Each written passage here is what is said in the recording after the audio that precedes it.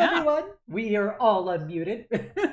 I always have to say that because I want Just to to make make sure. sure. I'm a considerate DM. Every time. Every time. You know, it's my other game where we constantly say penis right before the game starts. But yes, welcome everyone. My name is Obsidia. I'm everybody's favorite Death Knight. So happy to be here with all of you. I am most blessed tonight to have these wonderful group of players here to join me for another exciting episode of Eberron, Ashes of the Last War. Now, you may notice something a little bit different, and that is the fact that Litro is no longer here. Litro is taking a brief hiatus from the campaign as they work and twerk to pay for a car. And so, as a guest star for the short/foreseeable future, we have none other than Lily Faywood, who will be joining us a little bit later tonight.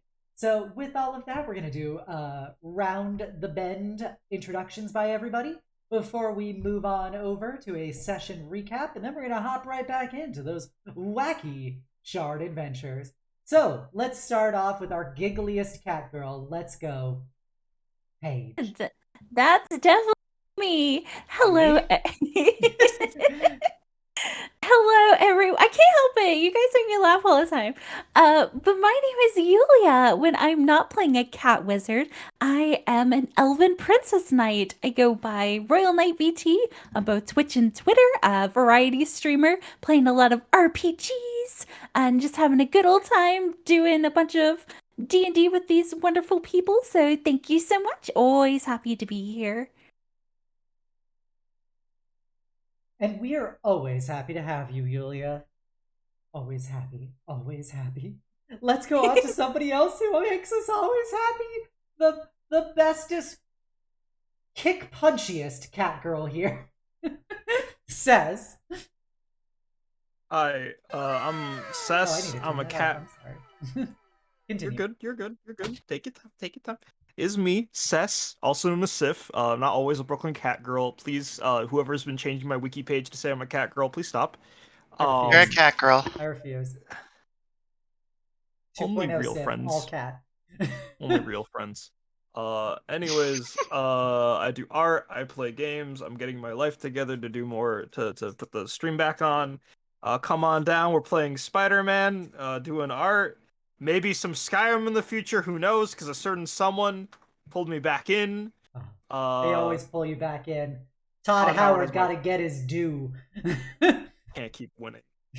Other important things. I do cosplay, and I have updates on one involving circuits that I will be showing soon. Very much I'm excited to show you guys when I finish it. And I love you guys. Big hugs. Thank you, Sif. We love to see it. Sif, master cosplayer, confirmed knight IRL. We're very hyped for this. Be sure to check them out. Next, we have, despite what the name may say, it is not actually Litro because it's a part of the overlay, but we've got the Lily Faywood. Hello. My name is Lily, and thank you all for having me here for however long this ends up being. Litro, we miss you.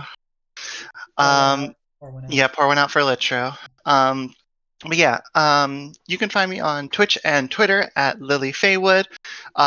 We do lots of fun stuff on my channel. I recently started actually writing music, and so doing some of that stuff, like also play RPGs and stuff like that. I don't stream too terribly often, but I try to stream at least once per week. So if you like any good music stuff or RPGs or stuff like that, yeah, come on in. Thank you.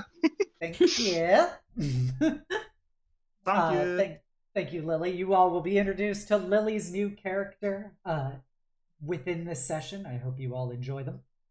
All right, next, last but never least, let's go to everybody's favorite belle of the ball, Jubilee. Howdy, y'all. Hi, I'm Mary. I play Jubilee, and when I'm not a smoking hot pink tiefling, I am a Hobbit variety streamer. So you can, find me on Twitch at Maribelle Bramble. And I will be actually coming back to streaming. I took like a little bit of a streaming break, but we're gonna be back this weekend. And since it's the month of October, we're gonna have some appropriately spooky themed streams. So for our story time streams, we'll be reading Bram Stoker's Dracula. We'll be playing some spooky games. It's just gonna be a nice, spooky but cozy time. So stop on by if that's your jam. Thank you. Thank you, Mari. Yes, you've heard it straight from Mari. If you're interested in listening to the Suck this month, be sure to come by their stream. And they will go into vivid detail as British people just talk about the Suck. Absolutely. But yes, thank you, everybody. I'm always so happy to have you. So, previously on Eberron, Ashes of the Last War, our party prepared themselves for their next job, where they had to journey to the faraway city of Towers, where half the party is actually from, where they were supposed to meet with the mysterious and criminally connected LD for big cash payouts. So in their final hours in Greywall, the party went about preparing themselves, including of which our very own Paint got some toys to send back to Kliff's family and sisters. Jubilee was greeted with a very aerial kitty that has now wormed its way into her heart and into their house. They have named him Prince. He is Tressium, which is a kind of semi-intelligent flying cat. He is black with bright violet eyes and a little white patch on his chest. And he's very sassy, but he very much likes Jubilee and very much does not like Paint. And this also led into Paige discussing some of the intimacies related to cats that Jubilee should probably be aware of. Although, it seemed that maybe these were more related to cat shifters than necessarily felines in general. Cess, after crafting some wonderful gear for all of her wonderful party members, and having a chat with Priestess Ray Yen about Ray's comparative scorn by the greater goblinoid community, Cess returned home and tried to instill in Jubilee some discipline to establish who's boss with her cat, which promptly failed, but did lead to a surprising amount of sexual tension. And then once all the party was together, they grabbed Silvana, got on a train. She had a brief emotional breakdown, as only a few days ago, her father was brutally murdered on those same lightning rails that they were now finding themselves on. But thanks to the party's love and support, she was able to snap it all together and join them. While on the train, Cess and Paige revealed to the party their backstory, wherein their parents were both killed/murdered. Specifically, their father died in a terrorist attack by none other than the dastardly Ashbringers, of which the party has so far encountered twice, causing one of the towers in Sharn to crumble down. Secondly, their mother was disappeared/killed on a night related to a Silver Flame holiday called Phaethon's Fall, which is a martyrdom and a generally despised holiday by the greater shifter community, as it has been coinciding with pogroms and racially motivated violence against them by the Church of the Silver Flame. The party basically said, we love you and we will always be here for you. There was a brief talk about the ethical nature of killing, of which the party as a whole was like, yeah, I'd be fine killing people. And to which Paint voiced a bit of concern about.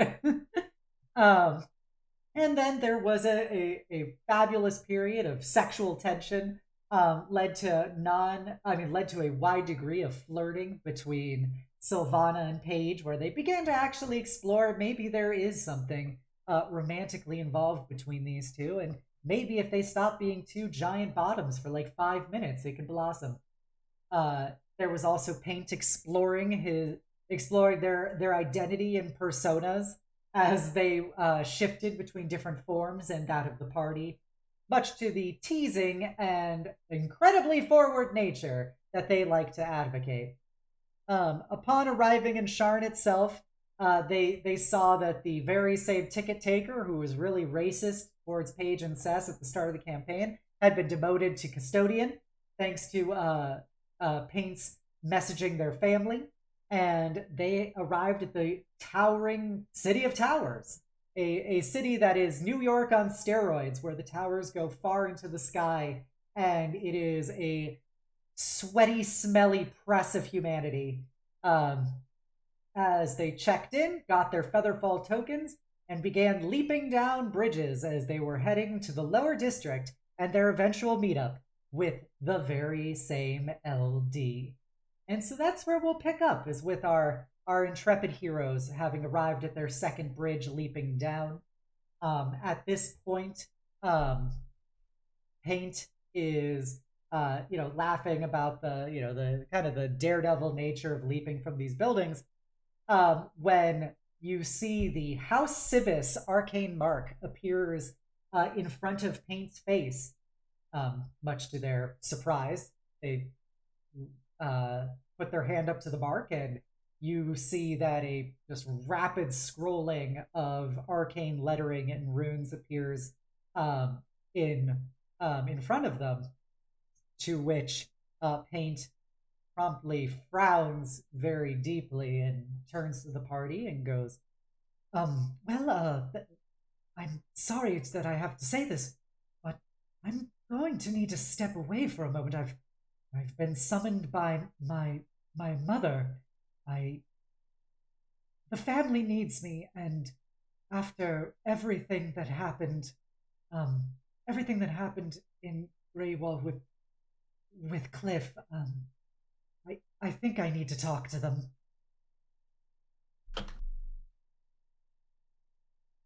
Are you? I mean, of course you should go if you think it's right. Are you sure you have to go by yourself? Pink kind of looks a little downcast for a moment, and then looks up at Jubilee and goes, I've not talked to my mother, well, obviously, since everything happened with Kliff, and this will be my first time talking to her truly alone, and maybe it would be best if she have a chance to meet the real me, and I don't think having an audience would be conducive to that. All right, but keep it. You better keep in touch, okay? We want to make sure that you're all right. Regardless of what those people think of you, when you do reveal the truth or decide to keep acting like Kliff, you got family here waiting for you, all right? They kind of smile at Sess, and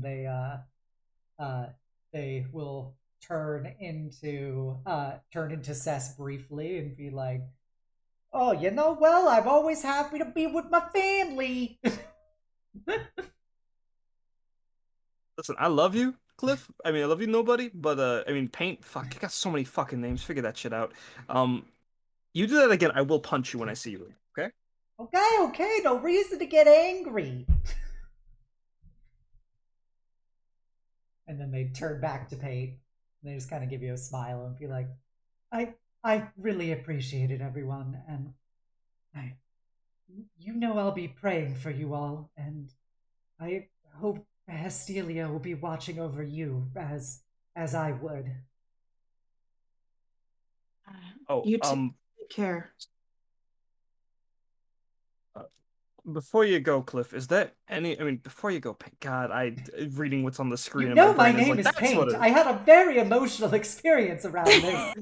I'm reading the overlay. It's not even. All right. Paint. It's listen, not the DM's fault. This character kept changing their name. All right. Listen, Paint. Is there anything you need us to take care of you while you take care of for you while you're gone? Anything you want me to tell Lady Ray or do for you while you're, not around? I guess I guess the only thing you need to take care of is making sure that there's plenty of food back at home for me when this is all over, and that there's a nice bed keeping warm for Jubilee. He winks. Got it. So a tent in the backyard and whatever scraps we can scrounge. Got it. Wait, I don't believe that's what he said. I thought I got pretty good. No, hearing, so. I'm pretty sure that's what I heard too. Oh, okay. Mm. Paige, I'm going to rely on you to ensure that you properly interpret what I say. As long as it's in the most logical sense, I assume the words were clear, but unless it's new lingo or something? I am nothing if not logical. Laugh as they create like a bunch of like silly illusions in front of them. Do my best to keep them in line. All right, you lot. They'll run up and give you guys hugs. Please stay safe. And may the flame light your way. Careful out there. Be safe. Meow. As Prince looks at him levelly on Jubilee's shoulder. And well, without further ado, ta-ta! As they scamper off. That boy is petrified. I would be too. It's a lot to explain. Well, I suppose we knew it would happen eventually, but well, I think maybe. Oh, sorry. no, I was just gonna say if they're gonna have the conversation I think they're gonna be having, it's probably for the best. I'm sure it'll be fine. Yes. I'll figure it out. It's still their parents, even with everything that happened. I think that it would be very difficult to erase 20 years of affection, even if it was premised on a lie. I hope. I mean, it worked with you, didn't it, Jubilee? After hearing everything, you were shocked for a bit, but you settled for what you got, yeah? Oh, well, sure, but I'm not his mother. I think he'd like hearing the opposite of that, though. Huh. All right. Mommy, sorry, mommy. Yeah, I'm sure there's a lot of things he'd like to hear, but unfortunately, we have a job to do, don't we? Mm-hmm. Speaking of, let's head right over to LD's place. Yes, just lead the way, Sess. Right. It's been a bit, but I think I know the usual spot he's at. DM, I take them to the usual location where I contact LD. Gotcha. I have no idea what it is. If it's a bar, a speakeasy, maybe it's an office. I don't know. We'll see when we get there. Fun little thing for us to find out. Good. I was like, after about another 30 minutes of descent, you guys are able to get to the real annals of the lower district, where you notice that this area is significantly less maintained than the middle districts that you were at when you came in via the lightning rail. The buildings here are much shoddier. They seem to be poorly repaired. The air is much more stagnant, but also at the same time, the smells of like dirt and sweat are mixed with also like very herby, spice-oriented food smells. Which is surprisingly like welcoming in its own way. And you hear, the loud voices of a dozen languages all speaking in that Sharnese accent. You see old recruiting posters for the Brailish Royal Army peeling off of walls, and you guys are all being eyed by many creatures and peoples as you go. But then when they see Cess and Paige leading the way, you see everybody coming up. All the aunties are coming up, and you see like a horse shifter mom comes up and goes, "Hey, Cess, long time no see." Hey, yo, it's. Oh, what's the name off the top? Do you have a name in mind, or can I just make something off the top of my You just head? make whatever you want up. Hey, yo, Aunt Nessie, how's it going? We back. You know, have you been eating enough? Your sister looks a little thin. I mean, trust me, Auntie, she's been eating a lot. Just not the usual stuff from around town. So we're gonna be looking a little different. The horse shifter shakes her head like, shame, shame. Well, if you need anything, come by my place. I'll give you a nice meal. Finally, thicken up those bones a little bit. Auntie, no amount of you cooking for us will get us to date your son. But we'll share food with you in the Sunday brunch, okay? Hey, you know he got a job working at the lightning rail. He's gonna be making it big one day. Potentially manager. You know, you and your sister could do real well with that, of course. You know, I'm not letting no skin and bones marry my son. Auntie, I'm sure you could do better than a couple of alley cats, but we'll keep it in mind, okay? We got some business to go through right now, but tell everyone that we're around, all right? See you back in the neighborhood, okay? She laughs and she goes off and she goes, Baron, guess who's back in town? Goodness. That was it. Savada looks. Goodness, it seems like y'all are popular. It's just a very tight-knit community, you know? We all take care of each other. With several marriage proposals, it sounds like. Yeah. Nothing that serious. It ain't like one of your dramas, Juby.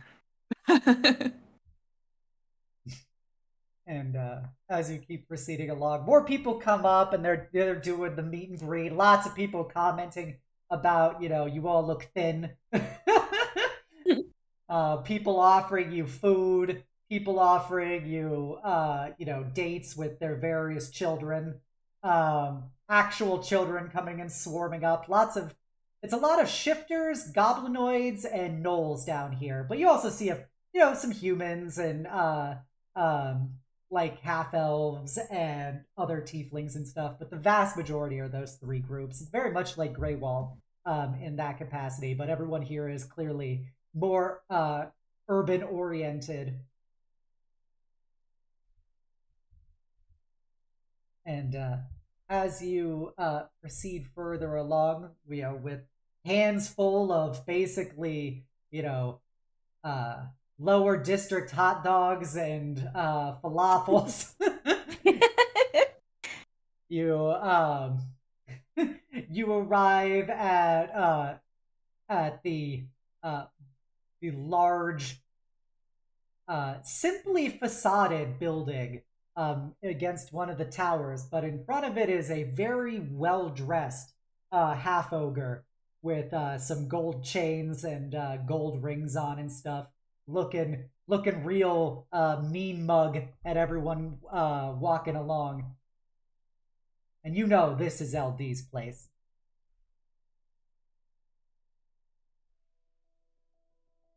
I don't think I need to point out the obviously shady place as the place we're going to, yeah? Yeah, Are we even able to... I mean, I know you got connections, but are we going to be allowed in? Trust me. I know this guy. We go way back, all right? I pissed him off one too many times when I was younger, and then I started working with him, which pissed him off more, so we're basically siblings. Right. Well, Fruhling. let me know if you need some help laying on the muscle. That's all I'm saying. Don't worry. One look at you and he'll know you mean business. And don't worry, Paige. Ain't nothing like you and me, okay? I out of character, Paige really has never met LD, right? You've known him. He's one of those people that he's always been a pillar of the community. Like, he goes around.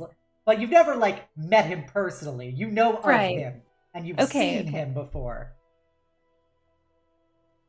You definitely have not been criminally involved with him like Sess has. No, definitely not. I didn't do anything illegal. I just, bullied some people for him, alright? Completely different. Completely different. Anyways, when we get into, I can be kind of casual. You guys might not be the best idea out the door until you get to know him. He's a cool guy, I promise. Just, don't piss him off or you'll find out what LD stands for. And like me and Paige like to say, you don't want to know what LD stands for, okay? You do not want to see it, okay? Okay. Is it really that bad? What LD stands for? Just in case, keep that feather token just, active. Just in case. Don't worry about it. So, play it cool or Play it cool, ask questions. He's, used to hiring folks, so I think, about the same we kept it, the same way we acted towards, that one detective. I have garbage memory. That one detective from House Thrash that we worked with, Treat him like a client. And then, when we do this job, I'll probably consider you like family, invite you out to dinner with his, kids or whatever, and his wife, how it be. all right. You're the most familiar with him, so I'll follow your lead in this matter. All right. I guess if that's all concluded, we will walk up to totally not shady office building. As you walk up to the building, the half ogre looks down at you. And you just hear him mumble, "Oh, sis! It's been a while." Damn, big guy. Did you change since last time? You look bigger. I didn't even think that was possible. Anyways, how have you been, man? You know me, been, hitting the weights a little bit, Ah, exclaims those new biceps. Damn, I thought you got some of that magic shit going on. That's all natural. Good to hear. Pats him on the arm. Yeah, he flexes. Yeah. That's that good shit. Anyways, I'm sorry. Did he say his name? No, you can make up whatever you want his name to be. All right. Listen, little Tony. A little orc boy who was tired of being bullied for being small, so he got jack as shit. Anyways, little Tony, LD alright? Because, some weird old lady told us that he needed help, and you know me, I stay loyal to the cause of sticking it to the man, so, does he have any work that needs doing? Well, LD says, you go talk to him, he always got something going on. Alright. So you mind if me and my friends come in? I promise. They're good. You've seen my sister around. I've seen your sister. And he pulls down a pair of sunglasses and winks over at Paige. Hey, Tony, that shtick didn't work on the yoke of ladies down the street. Ain't gonna work on my sister, alright? Hey, you miss 100% of the shots you don't take. Sorry, sis. This is the kind of folks we're gonna have to be dealing with for a bit. She'll just give a little meek little wave. Is Sylvana like standing in the middle, trying to like? She is just like, what is going on right now? Listen, pink lady in the armor, I can vouch. Crazy strong, wicked powerful. Don't actually flirt with her. I cannot tell if she'll go red or if you'll go red. So, be careful. And, lady with the big fat hands right there, yeah, don't mess with her either. I've seen her punch things, way different from how I do it, but, they hurt just as well, alright? Okay, well, I'd like to see those hands in action if they're as strong as you say. But, I'll do you a solid, sis. Thanks, Tony. Alright, guys, come on, let's get in. Yeah, pulls a velvet rope out of the way. Looks at you all leeringly. Thank you, Tony. Hey, anything for you? Thought you talk to me afterwards. I show you around the place. We'll see about that. We'll see if I got time. I'll be waiting here.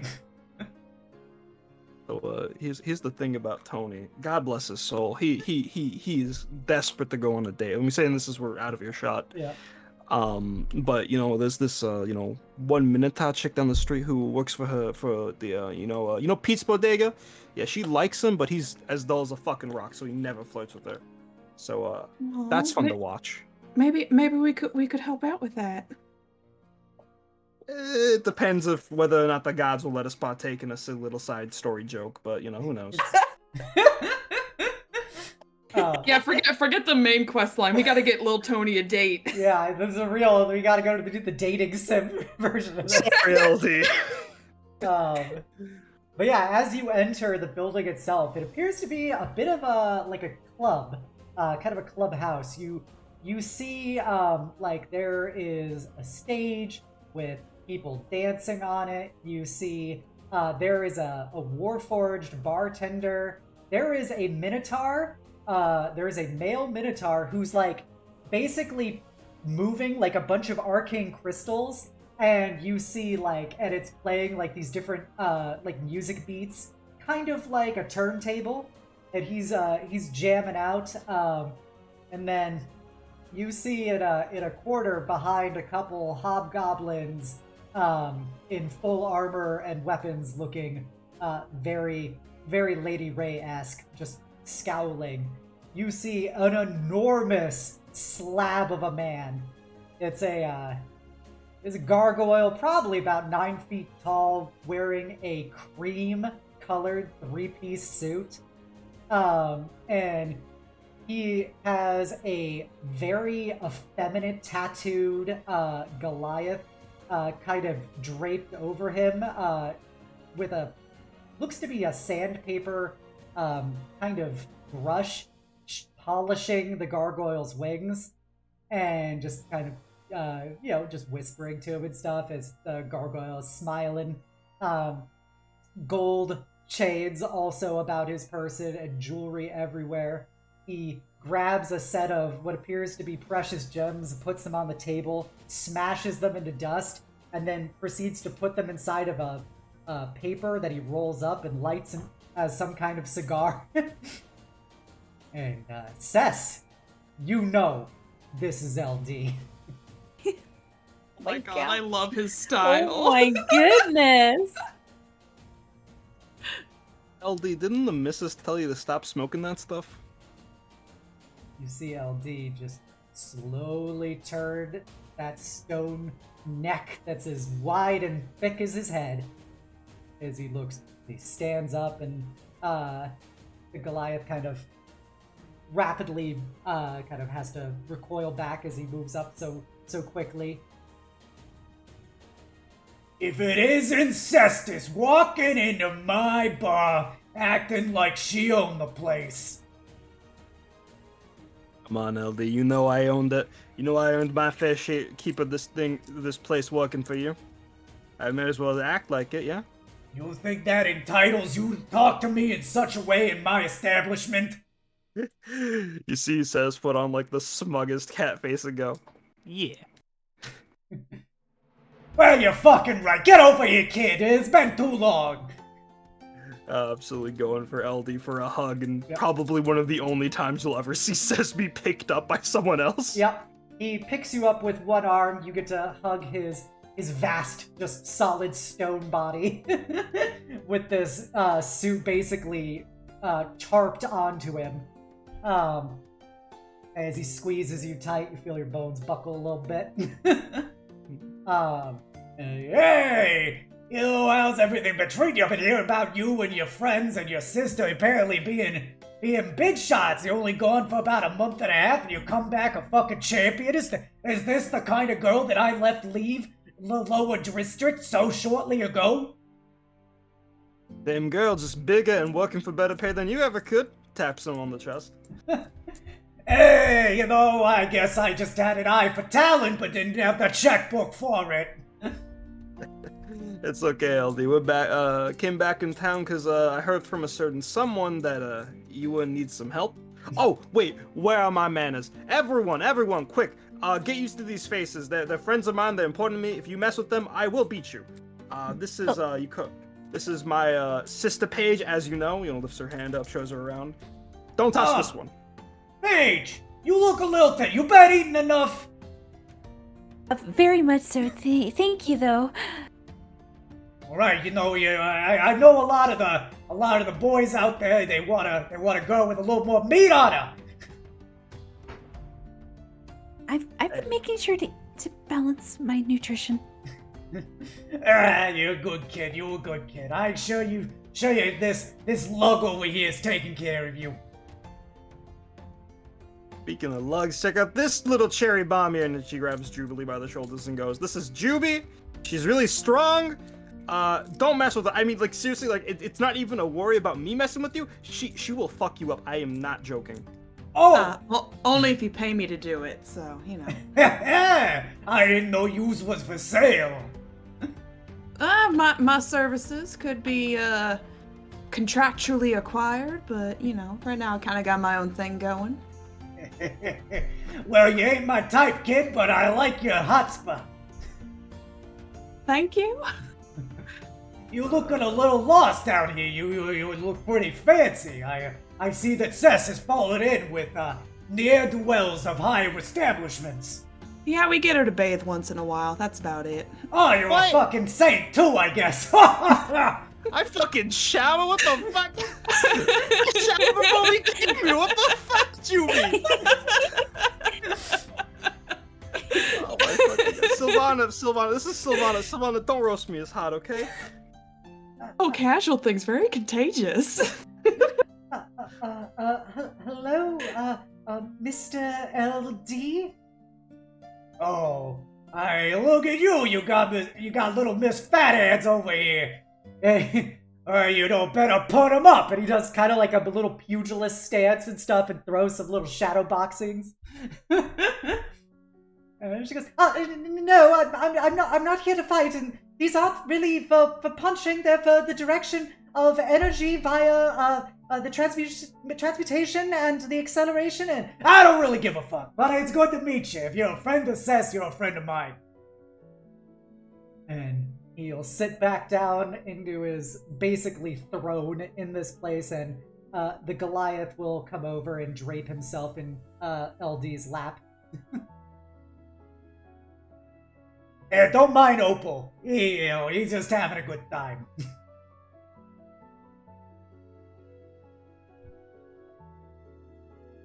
So, anyways, yeah, LD, do you know anything about a crazy woman that can enter your dreams? And this is something we need to talk about in private. We can go to your office too, because it's kind of a lot. Mom. This is pretty straightforward down here. I know all about your prospective headhunting. The daughter did notify me ahead of time, so I was prepared for you to come here.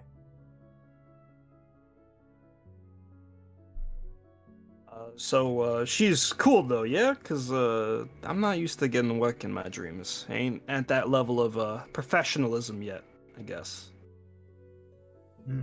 I get you. Yeah, she's good people. She takes good care of me. She's part of what keeps this place moving. These mouths don't get fed purely by my own business enterprises. Sometimes you need a little help from Drome, if you catch my drift. Noted. So if she sent you here, that means she wants you to do this because she thinks you got potential. Something I'm very well aware of course. Glad to hear you can recognize what you need.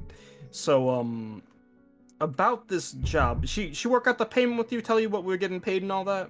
Yep. I know 1,000 G each. She has got this big ass smile of yes, the big leagues, baby. That is quite a lot, though. Why so much? You're doing dangerous work, and in fact, it's to keep you incentivized.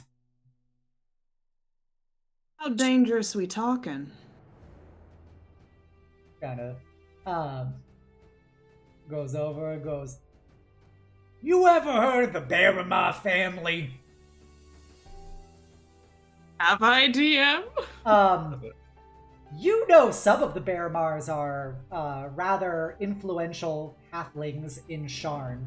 That's about your extent of it. Cess, you know the Barrymars are also deeply involved in the criminal underworld of Sharn. They are one of the three great Crime. criminal factions within Sharn. I mean, yeah, I've heard of them. This, wait, LD, before we get into this, Boromar clan, right? I just pulled up their lore sheet. Yeah, bunch of little halfling fucks. Listen, you know what kind of work I've done for you before, so you know I'm okay skirting the edge of what's legal. I don't know if Dada told you this, and I don't know if you know this, but my friends with me, they ain't exactly... Listen, I don't want to get the hands dirty is what I'm trying to say. So, this job, is it above board? You Or at know, least on the table? you lucky, Cess. This is actually something that, I ain't expecting you to do anything illegal. I'm expecting you to be the champions of justice that you fucks like to be. Oh, God bless. So you shouldn't have moral qualms involved with this. You're doing a good thing not just for me, not just for the daughter, but for all of the people here in the lower district. So what makes it so dangerous, if you don't mind me cutting to the gist of this job? A woman who goes straight to the point. You love to see it. I see why you like to follow her, kid. Alright, Pink Cheeks, this is how it works. You gonna be messing with the bottom line of a very, affiliated family. And by you messing with the bottom line, they're gonna be wanting to take, very severe actions upon you once you start succeeding. So, it's pretty dangerous. They're likely gonna put some hits out on you, but don't worry, I got your back. All you gotta do is do the best damn fighting you lot can do. Well, I think we can handle that. Anybody else working on this job, LD? Messing with the Boromar family sounds more than just a 4-person gig. You know, you're funny you say that. It's actually a 5-person gig, by special requirements of the job. And I just happen to find myself a ringer out there in the wide world. Hey, Fro, how about you get over here and meet your new friends? Oh god, Frou right out the gate. So, am I just in like a back room or am I chilling in there? Yeah, you're like in a back room waiting for your dramatic entrance. Gotcha. So yeah, we'll say coming out through like one of the back rooms, you can kind of see like I'm gonna go out and let me say there's like beaded doorways. Just kind of pass through the beaded doorways. You see a 6'3" tall elf-looking person with orange skin. They are wearing they're wearing tight black leather pants with multiple belts around the waist. On top, they're wearing nothing other than a small shirt that really is only sleeves, meant to expose the pectorals, which are very, very rippling, as well as nice ripped abs as well. Around their neck, you can see a large scarf that turns into more of a cloak, which has the appearance of snow and icicles. They wear dark-tinted glasses, have snow white hair, and snow white metal ear jewelry, white freckles around the nose, lipstick, wing eyeliner, and very defined brows, as well as a tiny little ponytail. And so they'll just kind of walk out and just kind of look and say, "These are the people?" You bet it, Fruzy, we got your team here. Fruzy, that's a new one. Yes, but anyways, my name, I overheard yours, so no worries on that. My name is Fruhling. You can call me Fru, you can call me Fru, you can call me Fruzy, anything that just begins and ends with the Fru. Okay? Sounds good? Yes, of course. It's wonderful to meet you. Thank you for coming along with us on this. Oh, of course, of course. I just, it's one of those kind of things where you just kind of want to make sure that we're all on the same page and everything with that. Sorry, I'd laugh at your page pun if that was intended, but you're not from Shan, are you? Not originally. Been around the block a bit in the last few months or so. Is it the accent? Is that the part? The name, the accent, the definitely wouldn't see anyone trying to rock no shirt, but with pants like that in this town, that's for sure. Well, always did have a bit of a flair for the dramatic. It is very bold. Now, I'm sorry. Fruhling, was it? Fruhling, yes, dear. Fruhling, right. Look, we've never worked with you before, so if you don't mind, we're gonna need a little recap of your skill set so we know what to expect from you.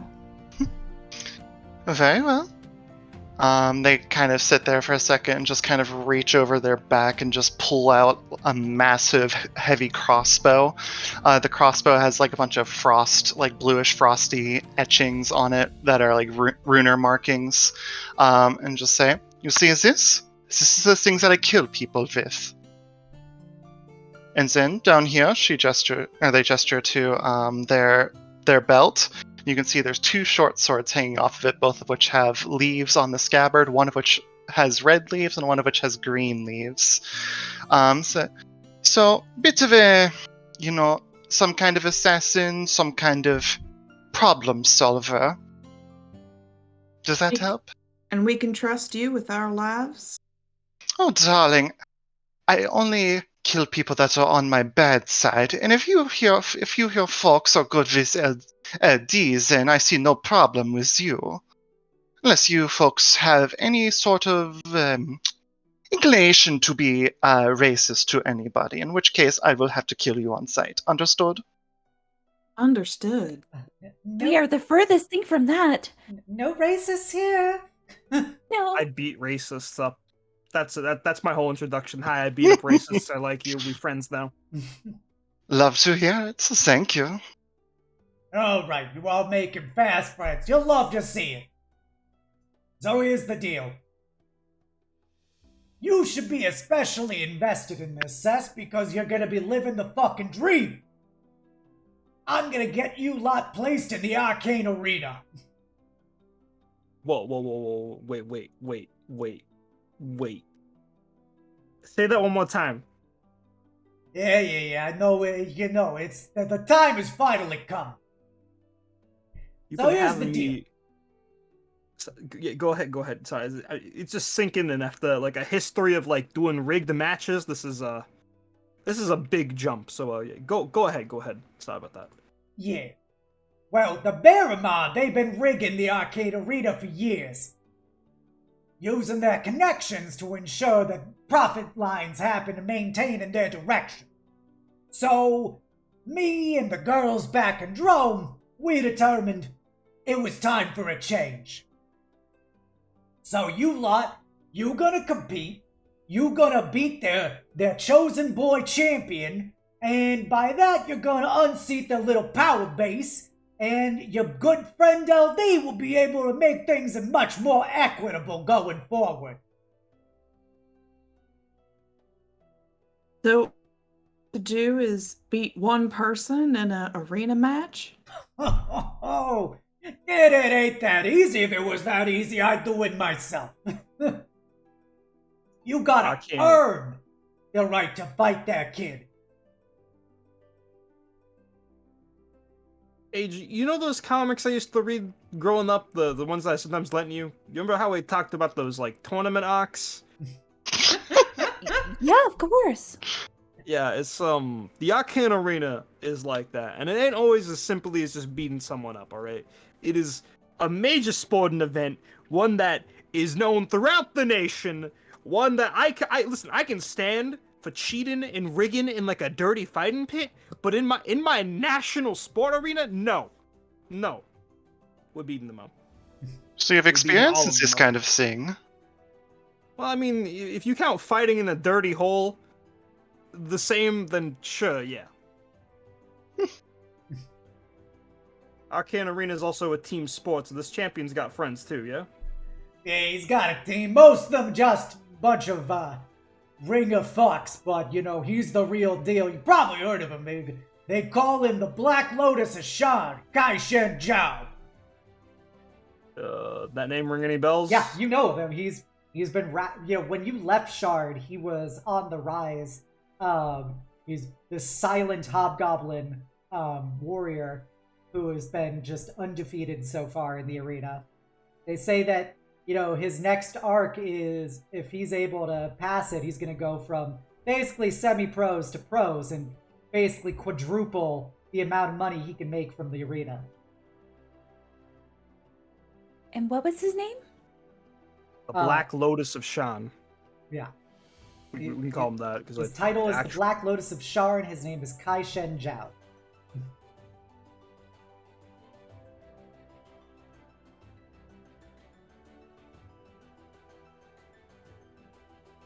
So you said that this is a bit of a team sport. However, something tells me it's not entirely about who can kill each other as quickly as possible. Can you tell me a bit more about that? Wait, is this sport a death match? We have to kill him? It can depend. Also, you know, killing isn't off the table, but it's kind of frowned upon in certain circles. I wouldn't do it in that arena, but you know, these guys are cheaters, so I wouldn't say anything if you did. And yeah, Fru, you're right. Sometimes it ain't so simple. They've come up with some pretty fun ones in the past. Like you take a bunch of competitors, you strip them of the weapons, and you put in one giant-looking monster boar in there, and you just see what happens. What a sport. Yeah. To earn the right to go face against the Lotus, you first gotta do some initial rounds against some of the magically generated monstrous creations they like to compete with. So, you able to make it past 2 rounds of that, you be able to get to square up with the boy. What makes the boy so special that he is our target in this kind of situation? Doesn't sound like he's done anything wrong from the first bit of description that you've given. He's a pocket celebrity. He's got potential, great marketing potential. He's got the mysterious warrior. And the crowds love it, despite the fact that he don't do interviews or really appearances at all outside the arena. Also, he's repping the Boromar family, right? Yep. Gonna be one hell of a rigged bet if he loses. Yeah, you know that if he goes down, they're betting a lot of money he's gonna win. So I'm saying, you know, if the odds end up being where he goes dropping, I know that there will be a certain established gentleman who will be definitely wagering upon 5 plucky young folks who just came into his bar.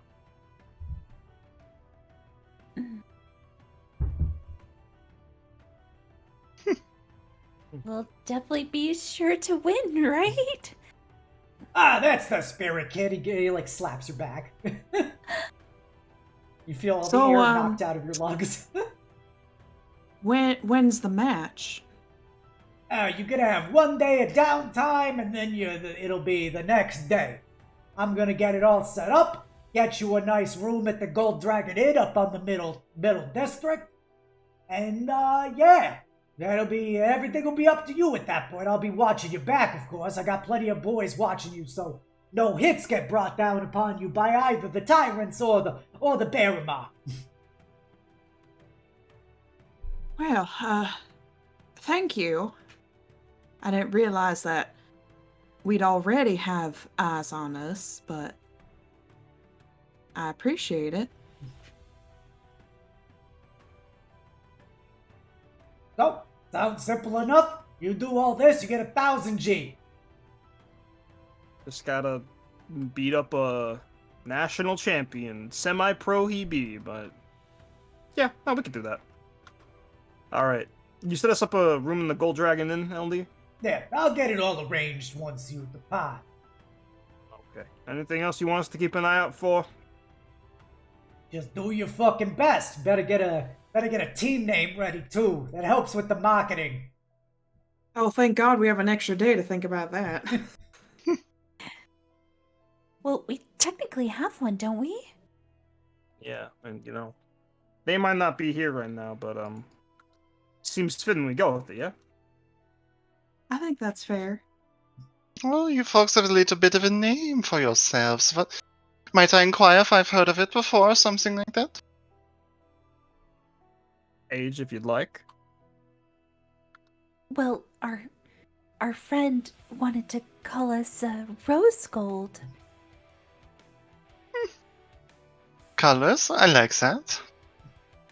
Soft, but elegant in a way. Just like you, I think you'd fit in really well with it. Well, folks, I'm very excited to be working with you, but however, if there's anything that you feel that you need from me, you seem a bit on the nose, if that makes sense. I prefer to take things a bit more under the table. So, hopefully my skills will be a bit more of an asset to balance out the party in some way, shape, or form. Of course, you'd be helpful regardless of where you are. So, just appreciate you tagging along with us to help us with this.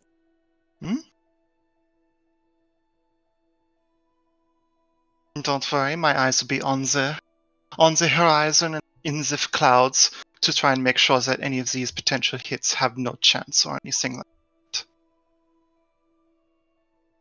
that. Welcome to the team, I guess. Always welcoming. Oh, darling, both of you need to have a bit more confidence if you're going into a cage match like this. Huh? What? Speak positively of yourselves, okay? I didn't say anything. Oh, you're That's just the hesitating point. all the time. Stammering and stuttering. Darling, I'm here for you, okay?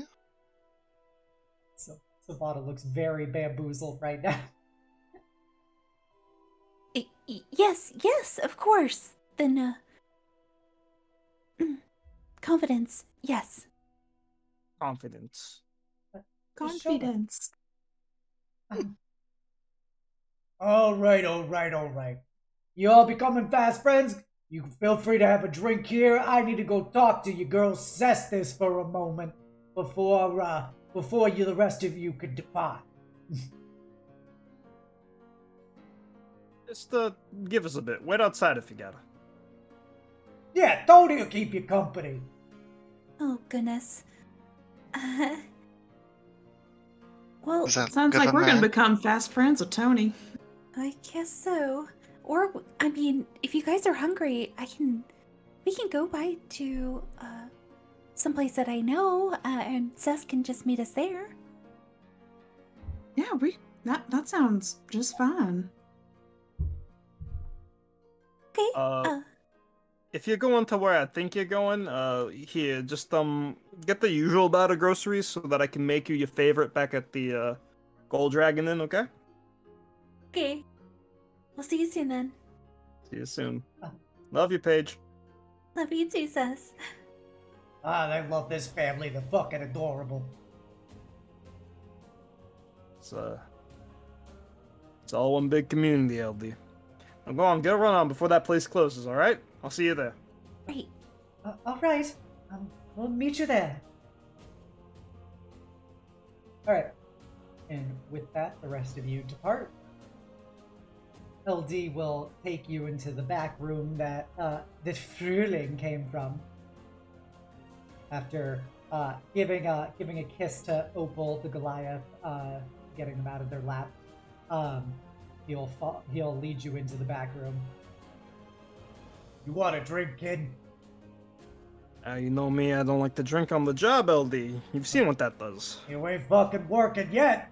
You gonna come into my place and disrespect me by turning down a drink? What kind is it, LD? What kind is it? You know what kind it is.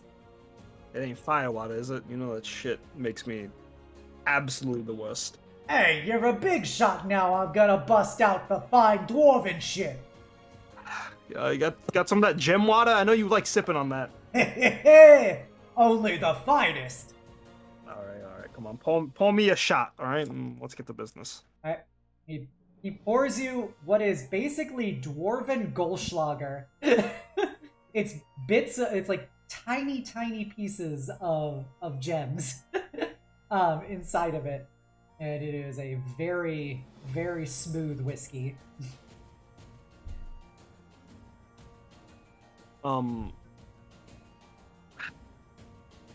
So sort of like leans back, like strangely more formal than how she was before after sipping it. All right, so what did you need to talk about, sir? Yeah. All right.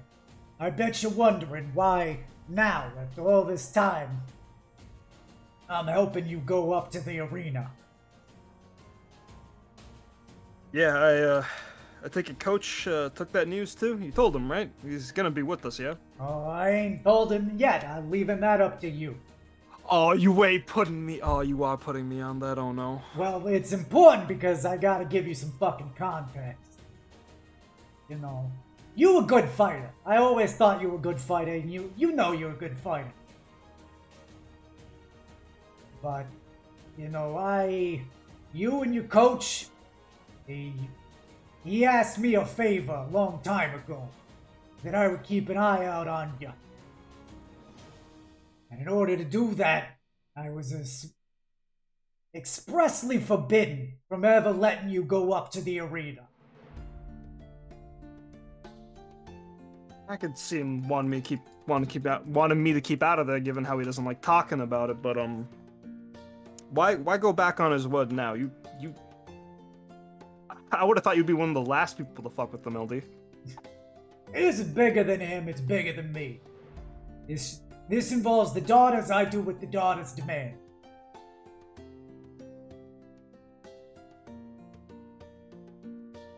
As much as I'd like to portray otherwise, I am not the biggest fish in the pond. Yeah, LD. I know there's a whole power system up above you, the council, the families, but this Arcane Arena business, this is a one-time thing, right? One time. All right. You just want me to talk to him, right? Yeah, just know that he ain't gonna want you to go up there. He got bad history with that place, but it ain't my place to say why. I'll talk to him before I see Paige and the others then. One more thing, though. Eh? I know other people who work with you. Tony, we've got Givaldi from down the street. You have so many people. Why Frou? I've never heard of them before. Never seen them work with you before. No inkling in my mind. And then all of a sudden, you're giving them a classy 1000 GP gig. All that happened in the short time I was gone. Mind telling me how much you trust them? Because I sort of just let them leave with my sister and friends, so... I trust them well. They were well spoken for by people affiliated with them who I trust. People affiliated? Who's the letter of recommendation coming from? It came indirectly via the daughters themselves. So fish from a bigger pond, got it. Yeah, it's some of that fey nonsense, but you know, they speaking highly of them. I needed a fixer for this work. You need a 5-man team? Here we are. As long as they don't cause any trouble, I got no issue with them. I'll take your word for it, LD. Yeah, they seem like a stone-cold killer. They may pretend otherwise, but those eyes are icy cold at their core. Yeah, and that crossbow's definitely seen its fair share of battles up close and far. I know not to fuck with that one. Yeah. All right. I gotta go break the news to my coach now. Thank you for that, LB. You know me, I always got my eye out for you. Sure you do, boss. All right. I'll see you tomorrow then for the match. He looks over you and goes, "Good luck, kid." Thanks. She nods at him and walks out of the building, presumably to go see her coach to break the awful news. Yep. But, if the others want to RP for a bit. Yeah, Paige, do you want to RP the lunch date? If everyone else wants to, definitely get more acquainted with our new party member, Jazz Hands. Yeah, we get to talk to Frou. Yeah. Of course. So we're heading to a bodega. That's where we're going. But definitely on the way, Paige is gonna turn to Frou. I'm just laughing at the fact that it's already gone. Like, nobody's gonna try to do Fruhling. It's just Fruhling. I'll call you Fruhling. I'll call you Fruhling. So I'll probably call you that one-on-one. Out of character is definitely Frou. So have you been in Sharn? Are you here visiting, or are you currently living here? How long have you been in Sharn for? Months. Not too much more, however. Working a few jobs here and there. Try. Is it working and twerking? I could do that if you wanted, but it's not exactly my style. That's alright. That's alright. Man, we lost one horny party member and gained a whole new one, huh? That's the secret. You'll find out. I'm always horny.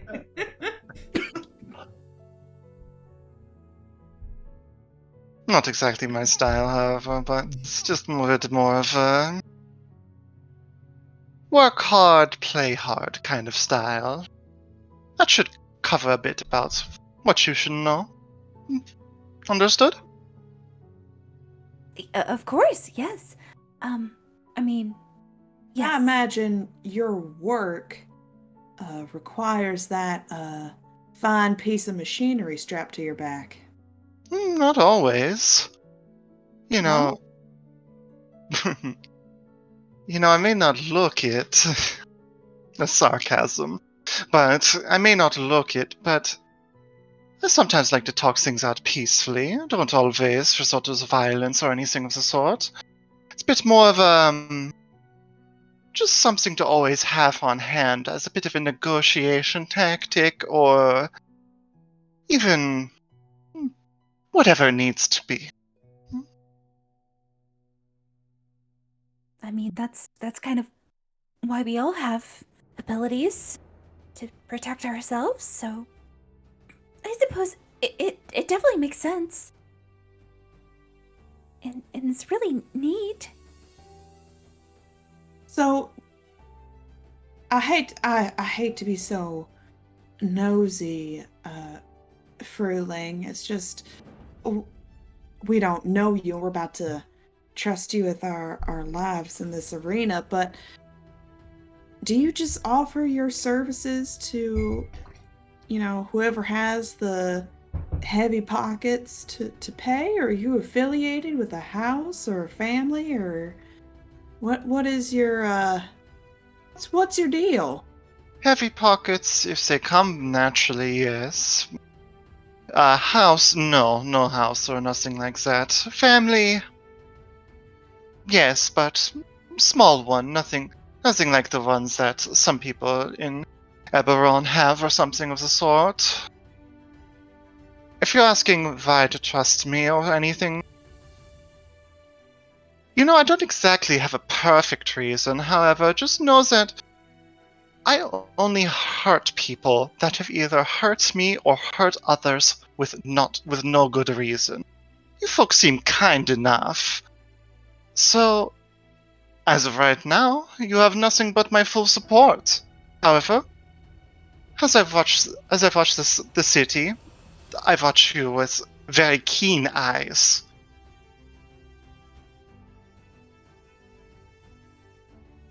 Well, we're No. definitely not racist. So 100% no. I appreciate that. You know, so a lot of people that are tend to say that they are not because they believe it in their minds. However, given the fact that I'm here with tiefling, a few shifters, and sorry, what is Sylvana's She's race human. of She is human? Okay, She's a white human.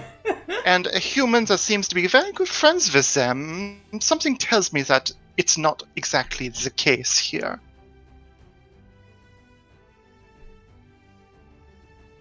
you're Yes. in good company. Yes, these people are wonderful. They're very understanding, very welcoming. I feel like you're very defensive around me. Darlings, please, relax, take a breather. It's okay. I've been paid to work besides you, and you've given me all the reason to work well with you. So as we are right now, you're very much on my good list. So please, take a breath. Let's get something good to eat, yes? Paige, it seems you know this area very well. Oh, yeah. It's actually right here. She's gonna. I assume that usually the door is always open. She's just gonna head inside. Okay. There is a sorry, one sec. Okay.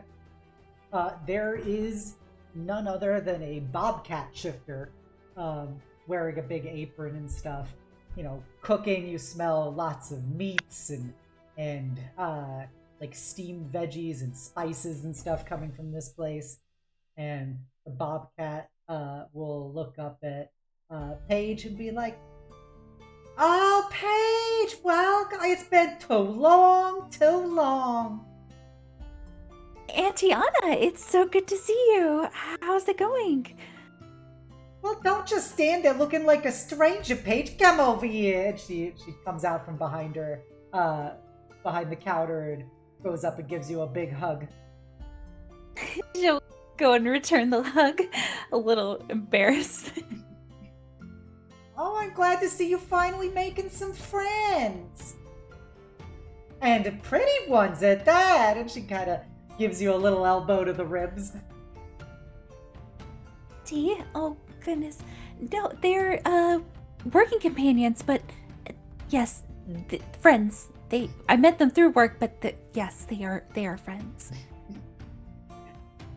Oh, sweetheart, you can relax a little. You know you're in a good place. You know, I will take care of you and take care of your friends. What would you like? Actually picking up some ingredients for, Sessa's wanting to make a welcome home dish, so the usual? Oh, the usual. You know, if you want something to snack on while you're here, you know, you look at a little thin. Have you been eating well? I promise I have, I promise. All right, then. You know, here, I'm going to leave this out for you. You better have some, share it with your friends. And, you know, Anna's always here to take care of you, sugar. Thank you, Auntie. I was gonna go ahead and take the food and distribute amongst the pals. You get some of the basically Jamaican turnovers, like with the spiced beef and stuff inside. Oh, yes. And Thank you. start collecting various groceries and stuff. Everyone's so friendly and informal.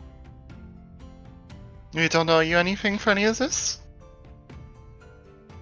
Well, you know, if you want to pay me in other services. And she kind of does a little eyebrows up at Fru. You hear, "Honey, what are you doing out there? You propositioning people coming through our door?" Trust me, darling. I have no qualms with you, but this is something that's saved for other purposes, understood? Anna turns and goes, George, don't disrupt me when I'm helping people.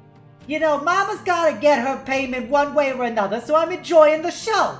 Not like you ever do it for me anymore.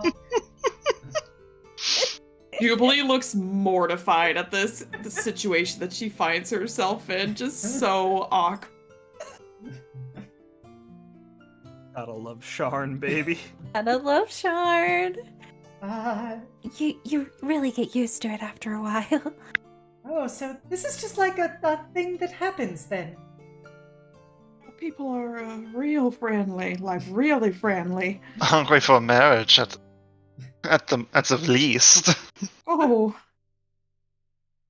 Yeah, everyone's really, I mean, down here, family's all you've got.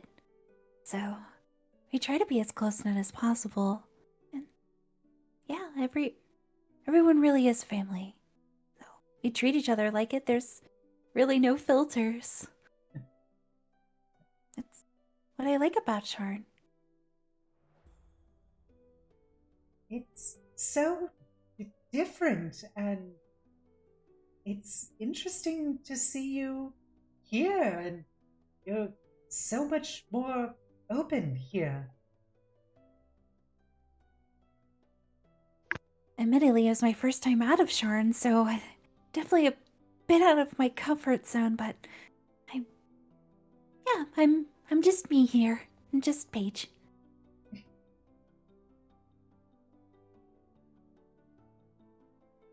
But you guys eat up. I'm gonna help her grab some stuff, and we can start heading to the hotel.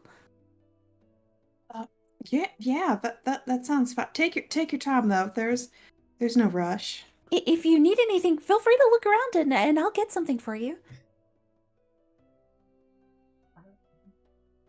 I think we're good. I'm looking forward to eating this pastry thing and the wonderful meal that Cess intends to prepare for us. All right, but if you want to try these, she's kind of going through the aisles and pulling out like the equivalent of a Twinkie. Like you haven't lived until you try one of these. Oh, it looks so magically preserved. And she'll like pick it up in her gloves and be like, if it's okay,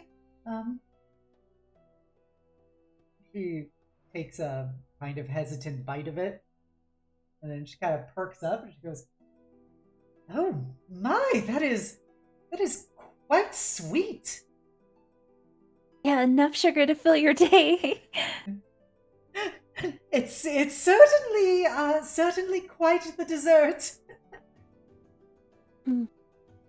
Yeah, those things don't age, so don't worry. It's only been there a couple years. It tastes just like it was baked. Well, years. The expiration is just a suggestion. It's really okay. Savannah was like halfway through another bite and she kind of stops and looks with her mouth full of it and goes, "Oh, it's sugar." The magic is of under sing, so. I promise, it's good. It is. I've never gotten a stomachache. I'm pretty sure Cess hasn't either.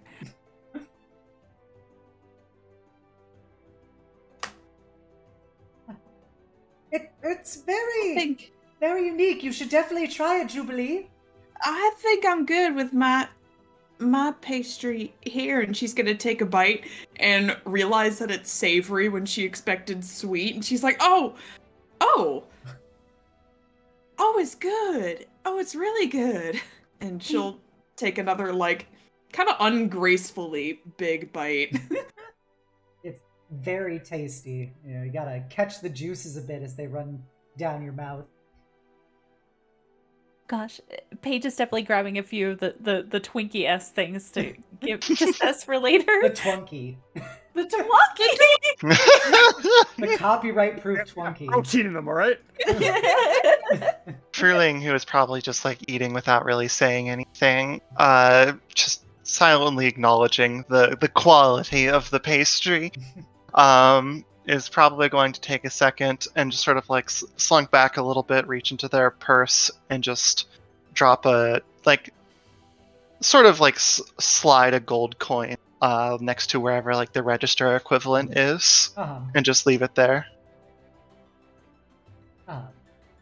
as Anna and Paige are grabbing groceries, Anna's gonna lean in and be like, "So, you met anybody outside of Sean yet?" Goodness, Auntie, it's really not like that. I'm doing work. You seem to be working with some real pretty people there. Kind of subconsciously like turns and looks at them for like a couple of seconds with their eyes resting just a little bit longer on Sylvana before looking away. Yes, they're all attractive. I guess you could say that. They're all really beautiful people, both inside and out. It's been a great experience so far. I'd love to hear it, sweetie. I'd love to hear it, but you ain't getting any younger, and they're all very pretty. I know if I was in your shoes, oh man, it'd be like horse riding every day. Well, you got George to take care of that for you. She kind of groans. George is good people. What'd you say about me? I said shut the fuck up, George! The wonders of marriage, isn't it? I want to be as happy as both of you one day. Aspire for great things. Jubilee just quietly contemplating her own parents' marriage. I'll tell you about the stories after all this is over. Definitely stop by again. Oh, you gotta stop by. You gotta bring your sister.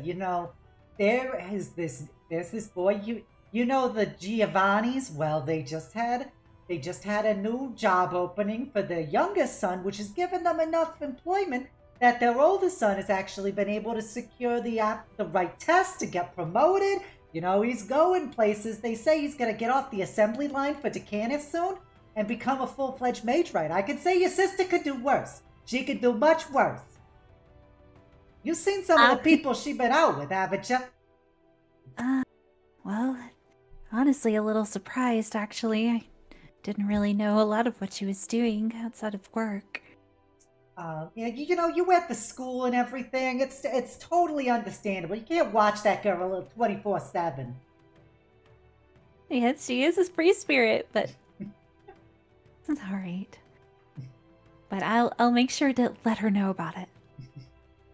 Please do. Have them all come by. I'll make y'all something special. I'll make you that one thing you like. I know you like it. You haven't had it since you were 12, but I know you love it. Oh, yes, I will. Thank you so much. She'll grab you and give you a big kiss on the forehead as she hugs you. Gonna go ahead and squeeze. All right.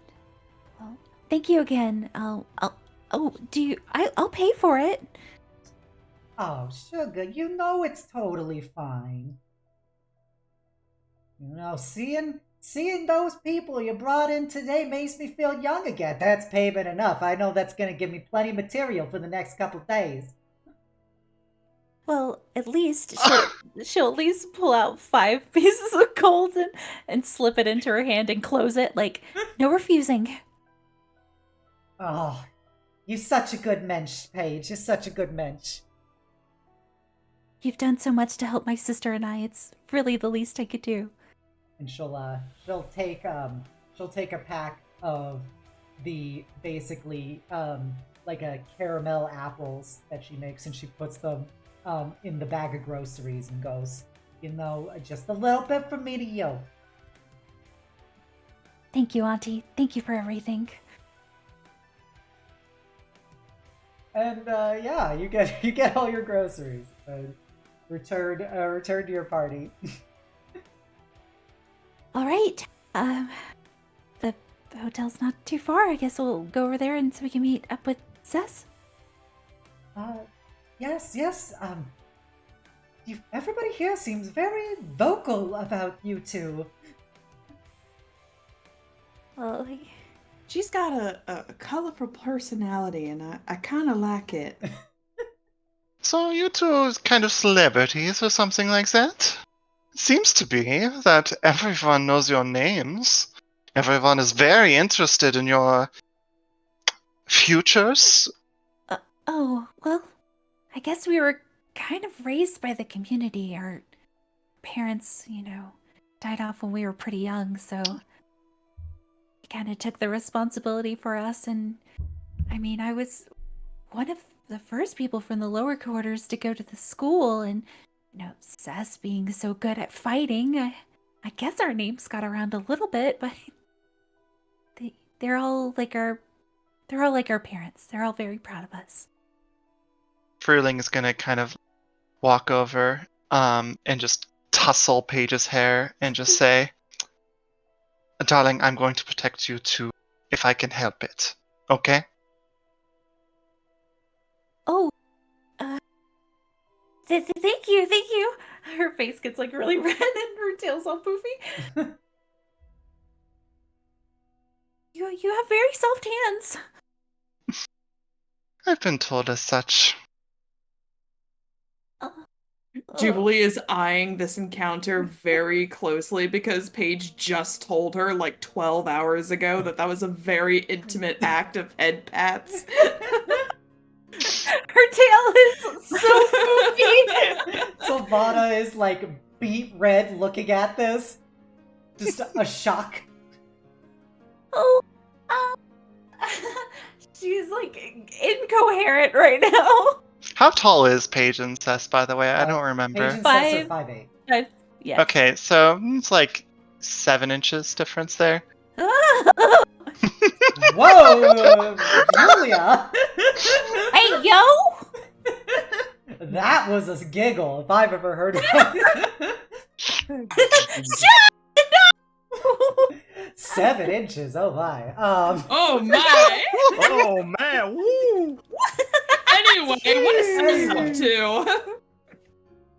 That was my a God. reaction. I'm gonna clip that later. I'm leaving. Goodbye. With that, you guys can leave the store, the bodega, and start heading back to the Middle District of the Gold Dragon Inn. Yeah, eventually you go up there, and you'll arrive there probably like maybe just a few minutes later. Cess will show up. But wasn't you gonna go talk to Coach at some Oh point? yeah, sorry, I forgot about that. So fuck that. It's not gonna be a few minutes later. Cess! Got it. You're gonna go see your coach. Alright, gonna go see Coach. Where the gonna go to the usual training spot, Dark Dirty Ditch, and see if he's there. Alright. Yeah, you go there. Assuming that's where you want it to be, Hobbs. Yeah.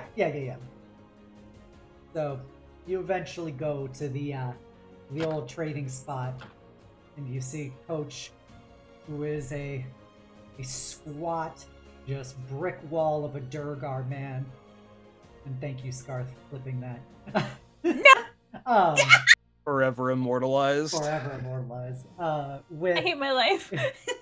with a gray mohawk, and like the sides of his head are shaved, and he's got a long drooping mustache and mutton chops, as he is wearing just his steel clad leathers, complete with spikes and dwarven iconography on them, and razor blades, as he is just wailing into some practice dummies, tearing out chunks of them. That's what it looks like when I fight like you. Haven't seen you hit the punching bag in a while. Everything alright, Coach? Oh, back. Would have sent a letter, but, well, I'm here now. No.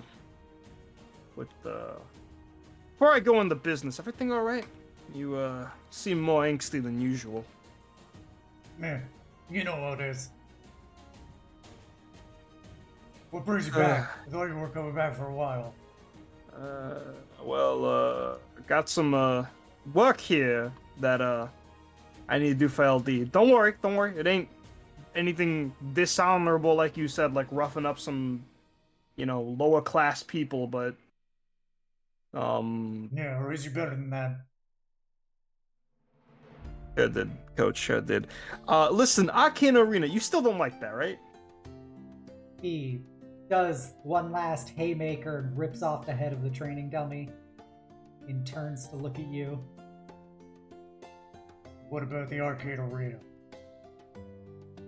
So, LD, brave soul that he is, has asked me to inform you that I will be entering the Arcane Arena to stop the Boromar family from, rigging bets and such. No, you ain't. You ain't that big of an idiot. Sorry to exceed your expectations, Coach, but I am. Sort of had to accept the contract before finding out what it was about.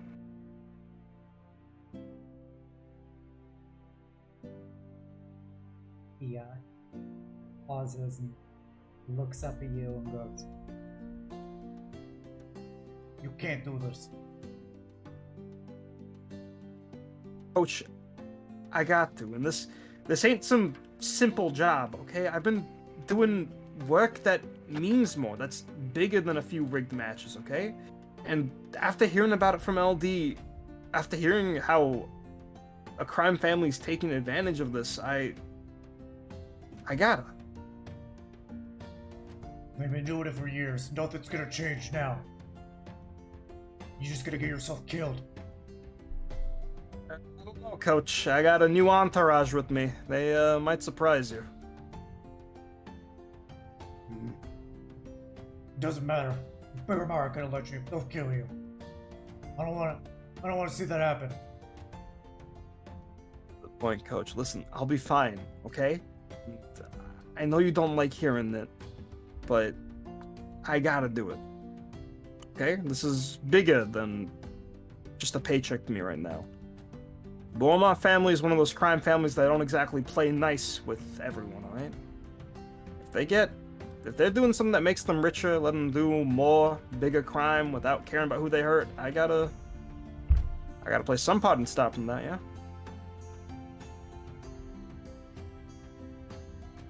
Kinda grinds his teeth for a moment.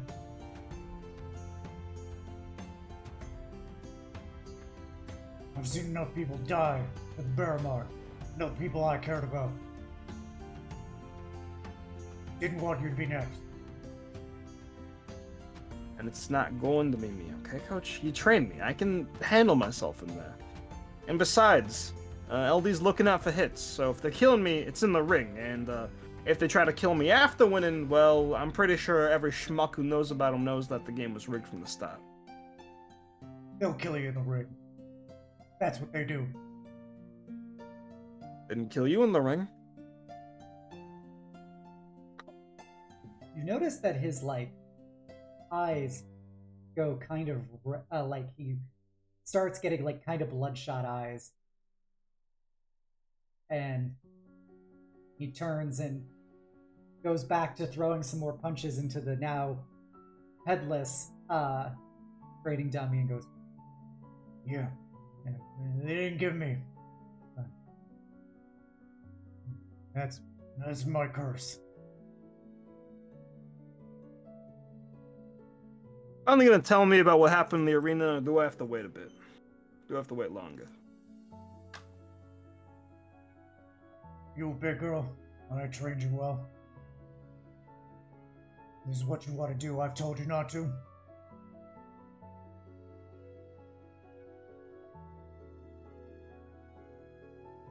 Be ashamed. I'm with a group of strong people, okay? And I've lived by the skin of my teeth more times than I can count by now. Fought in a burning warehouse, met the Ashbringers and lived, survived an all-out Fey brawl in a train. Think professional arena, I might have a chance, okay? He slams his fist through the torso of the dummy, and then he just rapidly turns to you. Your friends aren't strong enough. You are not strong enough. You think you're hot shit? You're not. I know I've I'm trained not you hot fucking shit. well, but you're not good enough. They're gonna fucking kill you. It's what they do. You don't think I fucking know that? That I'm not good enough? That I came here to get your help knowing I'm going into a place that could get me killed? I gotta go. There's nothing that I can do about it. I'm gonna end up in that ring. So I'd rather go knowing that you training me than by myself, alright? Listen, you don't have to tell me what your beef is, alright? You don't have to explain yourself to me. I know you don't want to. You don't have to. But the people in that ring with me, my sister, my friends, if I go down in that ring, I need a coach able to tell them to come out. Okay?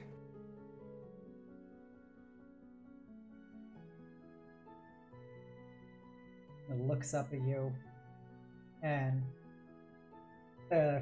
some of the training dummies basically had, like, straw inside of it has embedded itself in his hands and arms, and it's slowly bleeding on the ground. I lost some of the best friends I ever had in that arena to those fucking Barramars. They were better than you. They were better than me. But you want to dig your own fucking grave? So be it. Just... I did what I could. I did what I could for you. I did what I could for your sister. Coach, you don't gotta be there for me. It's not... Seeing me die, I don't want you thinking it's your fault, but I know you'll be thinking that. All I need you to do is to throw the towel the moment I go down, okay? If they're gonna kill me, you need to throw the towel and get the others out, okay? If you were the coach for you and your friends in the past, and you had that option to make that call to pull them out after you went down, you'd do the same, wouldn't you? You'd ask for the same thing, yeah? Yeah. You notice he's really straining right now.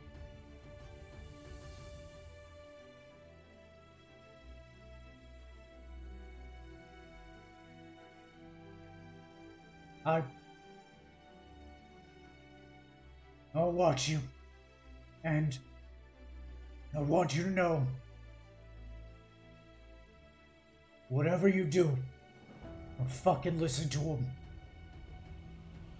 Don't ever take a fall, because once you get down, you ain't ever coming back up.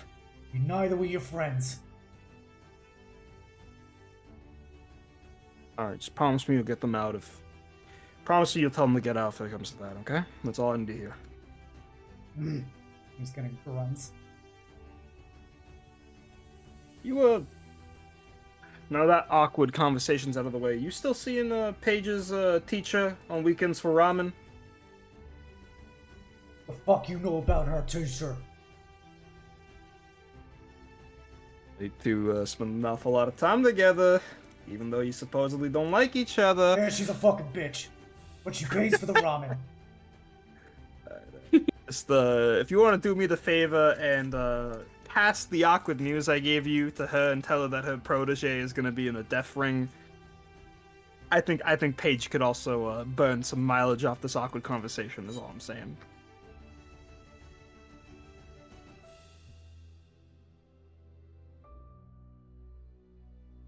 And if you decide you don't want to eat by yourself again tonight, me and my friends will be staying at the Gold Dragon Inn if you want to see them. Making Paige's favorite tonight with a side of jollof rice if you want some of that. He grunts and goes, I'll think about it.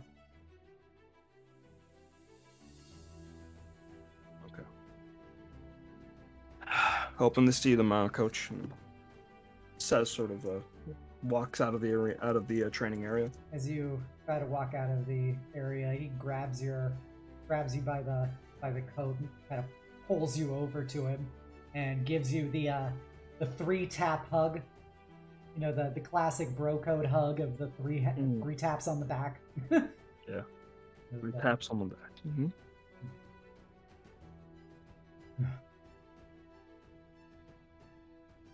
Fucking fight like hell. I'm a little couch. Only way I know how to fight. At least you got that, since nobody apparently thought you'd have any sense.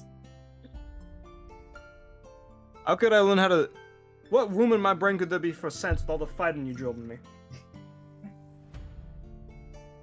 It gives you a fucking sucker punch to the ribs, knocking the air out of your chest. Instinctive goodbye, I elbow him on the forehead and head off. Right. And Obs, really quick before I go to Gold Dragon Inn, Yeah. Paige initially told Cess to meet her at the store. Uh-huh. So Cess is gonna go to the store and be like, Auntie, were they here?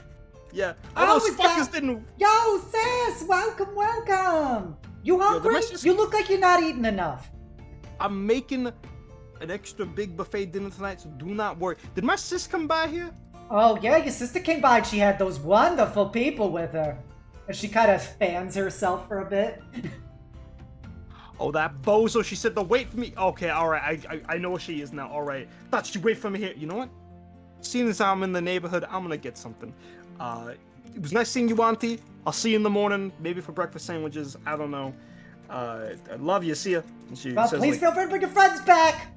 I will. I know that you're type just from me looking at you. Says walks out, quickly runs back to her apartment where her and Paige live. You don't have to describe it. We don't have to do a whole scene for it, Obs. I just want to grab one book from that apartment and then run over to the Gold Dragon Inn. Okay. Alright, so as you do that, you guys arrive at the Gold Dragon Inn. Do you wish to wait for Cess, or do you want to go in and get your room? Considering she might not be too far behind, I'll opt to wait at the front for her. Okay.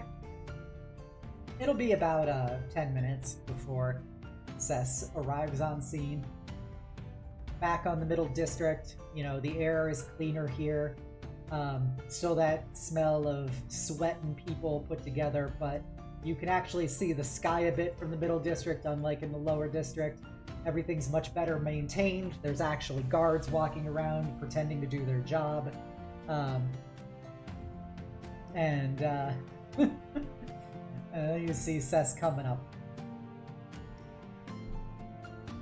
Didn't keep y'all waiting for long, right? No, just in time. Good. So what happened to waiting for me at the store? You know how Auntie is. I was just really trying to get out of there as fast as I could. I'm sorry. Seemed like a little domestic dispute was going on. We didn't really want to, intrude. You know, they may tease each other like that, but they're gonna be making out a storm later tonight. Gonna be committing to page 327, if you know what I'm saying. Oh, so their arguing was a good thing? Oh, I mean, yeah. Love come from what I've seen, not what I've done, but love comes in many forms, Juby. Right. Fruhling just kind of like sitting to the side, just kind of keeping an eye out on things. They kind of perk up at hearing this described as a page 327. Just looks over and says, "A 327? There Might was I one- inquire what that means?" Yes. Oh, it's a book that I read. I think I let Jubilee borrow it, actually. Oh, no, I didn't get to that kind of material just yet. We started with some I didn't get to page 327 yet. Page 327 is very good when you arrive to it. I definitely recommend taking your time reading it. I'll do that. I can't say that I've read very many books, but this seems a bit different. Well, it's a romance. Romance? Mm-hmm.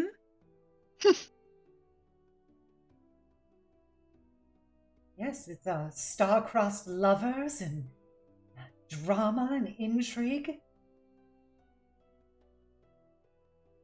It is very nice, yes. Whenever Jubilee is finished, you're more than welcome to borrow it. Give it a glance over. Seems a bit different from my usual tastes. However, something like that can be enlightening in many ways. Maybe it'll give me a better view on how it is that you folks think, or something of the sort. Oh, well, I wouldn't read too much into it. I just thought it might be interesting.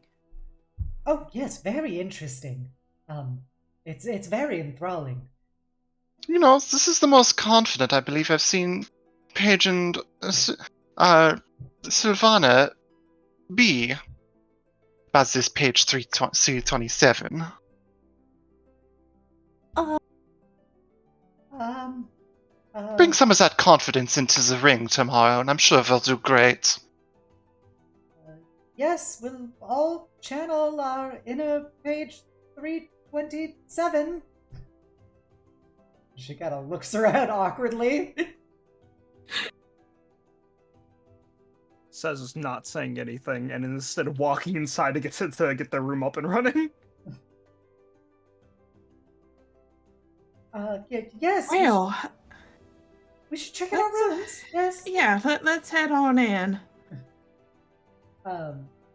As you enter, this will probably be Fruhling's first time in a Gold Dragon Inn, but it is all. This one is even larger than the one in Greywall, and it has a full staff of halflings you see running around, serving people and spirits floating about and materializing and doing various tasks. And there is another little halfling wearing a tuxedo as he looks up at you all. Welcome to the Gold Dragon Inn. How may I be of service? We're checking in. Oh, excellent. One moment, please. Takes out the scrying screen and holds it in front of you guys for a moment, and then goes, "Oh yes, you were just booked for rooms here." Excellent. We will have you properly attuned to your keys in but a moment. Is there anything we can do to make your stay more pleasurable? I think we need one of our rooms to have a kitchen in it. Of course. We can materialize a specialty kitchen area for all of your purposes if you wish to go about creating your own culinary perfections, or perhaps you can always utilize our staff mages and staff spirits to be able to craft you the finest hospitality available. Thank you. That'll do just fine. If you need any massages or extra company, please feel free to let us know. I think we're okay on that end. Thank you. Just the kitchen. Of course, Miss Rappamont. I will see it done. They snap their fingers, and 5 keys appear in front of them, in front of each of you guys floating. You kindly. Well, shall we? We shall. Alright. As you walk through a set of double doors, you can will to what room you wish to go to. I imagine we're going to whichever one has the big old kitchen in it. Okay. Obs, we can form the room into like what we expect to be with our minds, right? Is that one of those rooms? Yeah. Okay. Thinking Hollowed. big communal living area with a adjoining kitchen. Okay.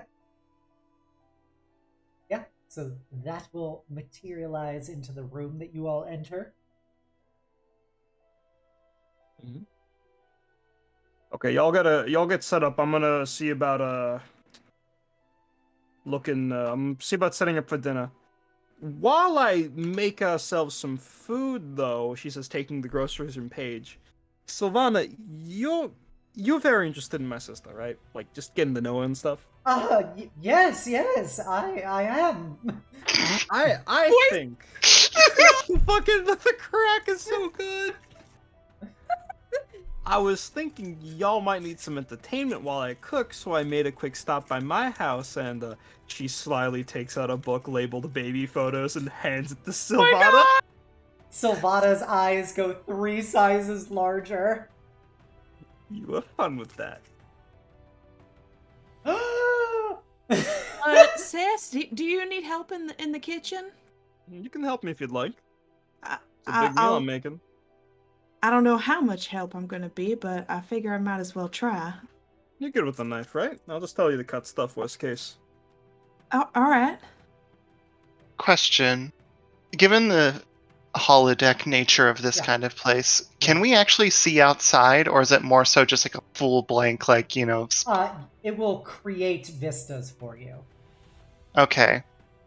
So, can one of those vistas be outside, or no? No, Like a window? it's magically created. Yeah. Scenery. Nope. No problem then. I think Could the magically created scenery be like a camera feed of what's outside the hotel? No. I'm for it. either way, I think Fruhling would kind of just like go over into a corner and just kind of just like take out the crossbow and just kind of double check the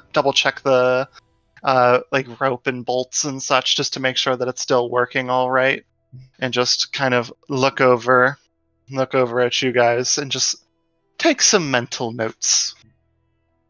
Sylvana will sit down with the baby photos on like a little low couch, having her spider bot harness like basically hold it up for her as she's just like, it's like she just saw gold basically in front of her as she's looking at this and turning pages and making various swooning and like squeeing sounds as she sees the little kittens. They just on the couch with their face like in the pillows.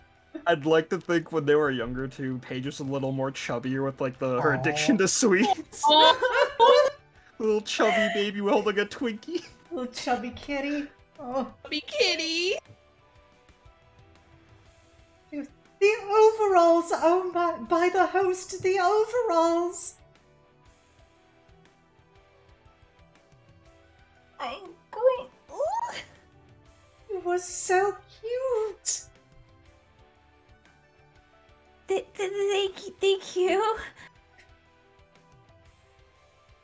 Oh my gosh! Look at the little drawings. Oh my! You were quite the little artist, weren't you? I really haven't practiced a whole lot. It was just a little hobby, really. It's really nothing. Oh, is this one Cess? Oh, by the host, is this a drawing of Cess? I think you captured her personality perfectly. It's the same fucking anatomy that Lily drew, with just Yes, the cat with basically. spikes. Basically. There's only one way to draw a Cess. You see a picture of just like Cess basically like scrunched up like a cat doing that same like angry kitty face as she's like scratching herself. well Like in it's the like same the picture with Lilo Paige. and Stitch thing where Yeah. Lilo, drew Yep. like the angry meter. Yep. Oh, her little clothes are all ripped. Was she in a tussle? Well, she always liked to make sure no one was bullying me, so she did come back a little bit tussled here and there.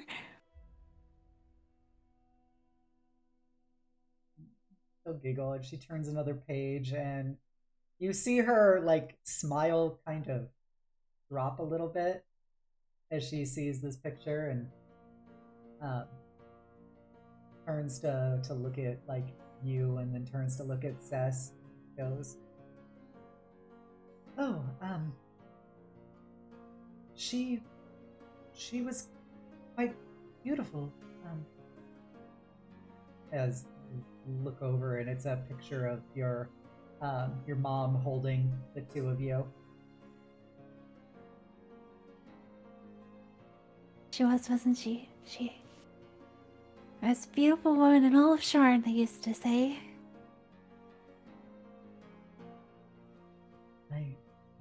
I can see it. You both look just like her.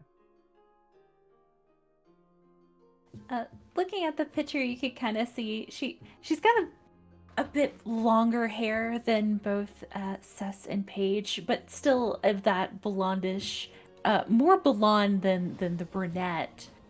Her skin is like almost that coffee look to it. Café con leche. Café con leche with just the light hint of tan, beautiful yellow eyes.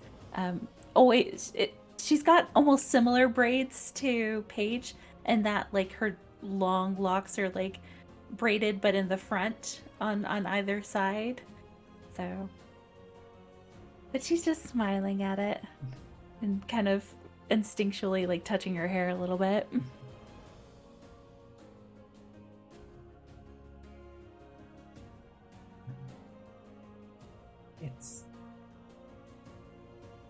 It's wonderful. Thank you so much for letting me see this. Well, I mean, that's gonna force it on you, so sorry you had to see that.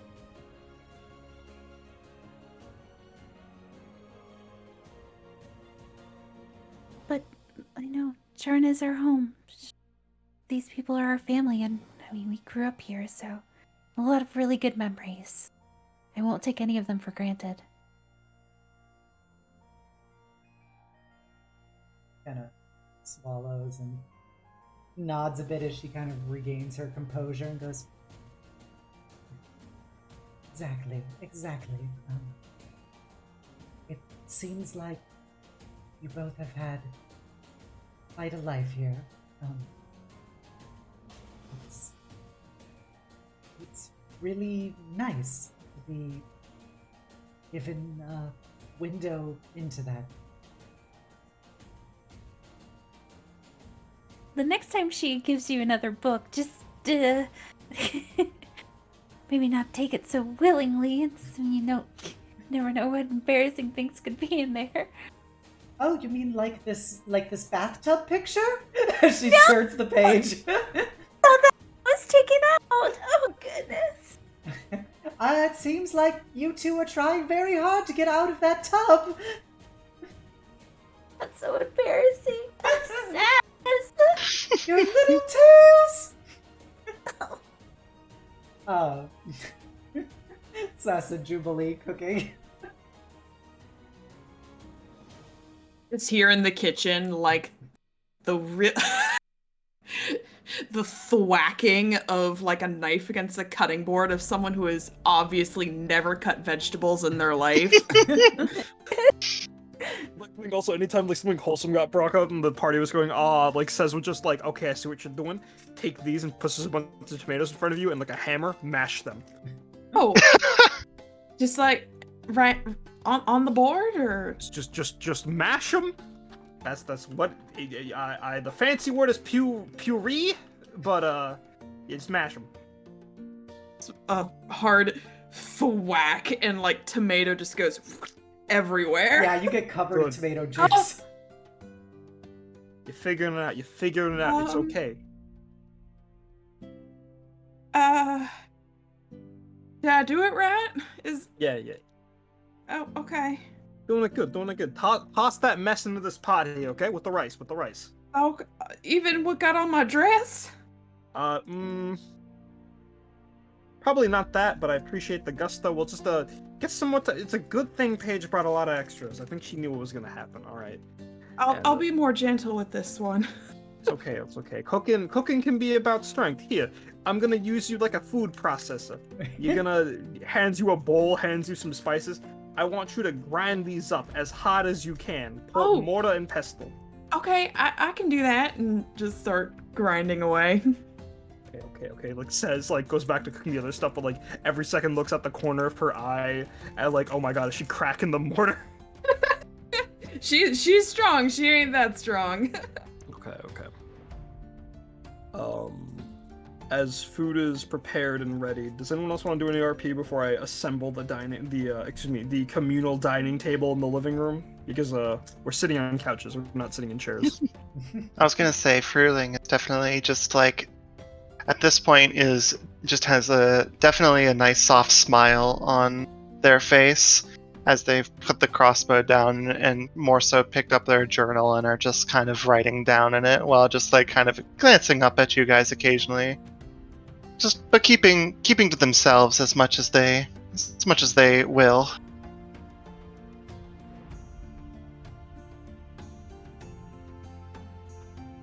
Free, you don't mind communal eating, do you? Well, not a bit. Be glad to see what it is that you folks have on the regular here.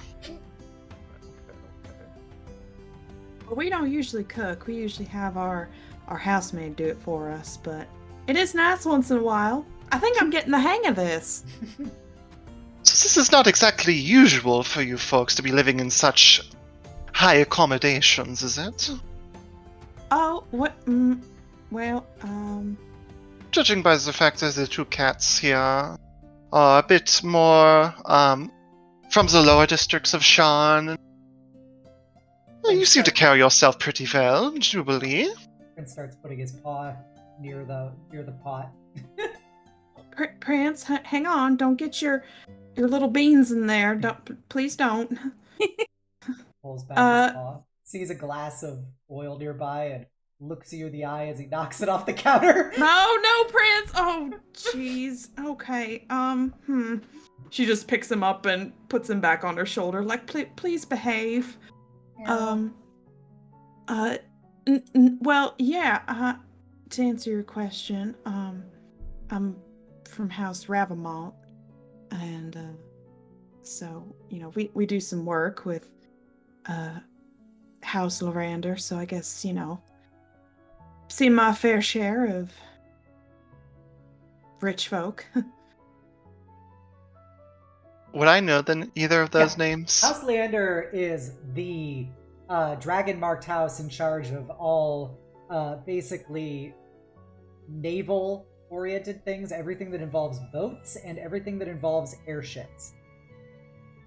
They're a half-elf house. Well, just because you're from a place of success does not necessarily mean anything on your being. You seem to have a bit of a homely touch to you when you want. So. Oh, I reckon that's from playing caretaker for a while. But yeah, I've been on my own for a while now, so it comes out every now and then. For the record, do not have any worries. I do not feel ill about the rich or anything like that. Oh, It just seems to be that you all come from very different backgrounds. So trying to just figure out exactly what's going on in the best ways that I can.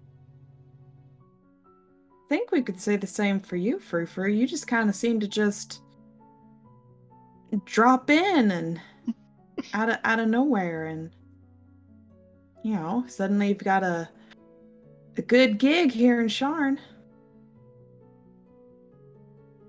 We work hard for that. We?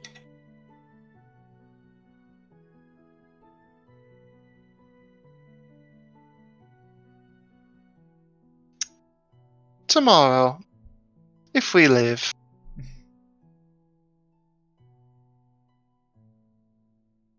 All right, you don't want to give out your secrets too soon. I understand that.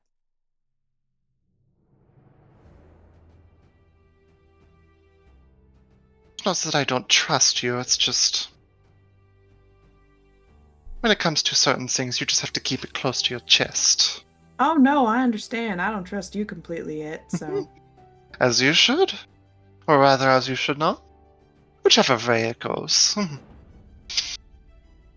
Just know that kind of my job to be distrustful. I have all of your best interests in mind with everything that I do. So, you know. Trust me as far as you can throw me. And I promise that. that. I might be able to throw you pretty far. Feel free. Could be useful.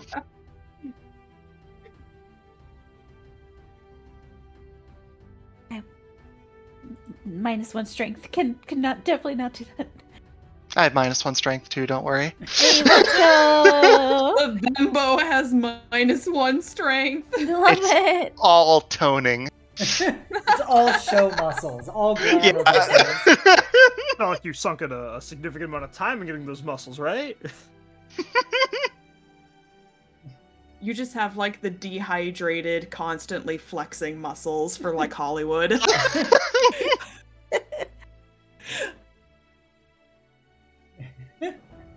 They are just for show. It's okay. And we are watching. Respectfully. Respectfully. Not Savannah. Hey, Wait, yo. wait. But wait, don't worry about it. I can't think. Anyways.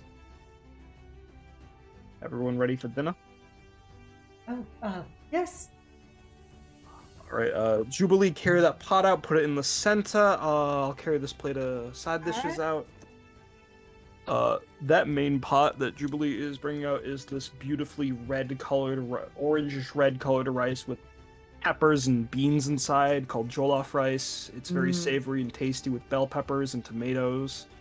On the side, the largest amount of the largest plate with the most amount of side dishes on it is this plate of pastelillos. I think I said that right.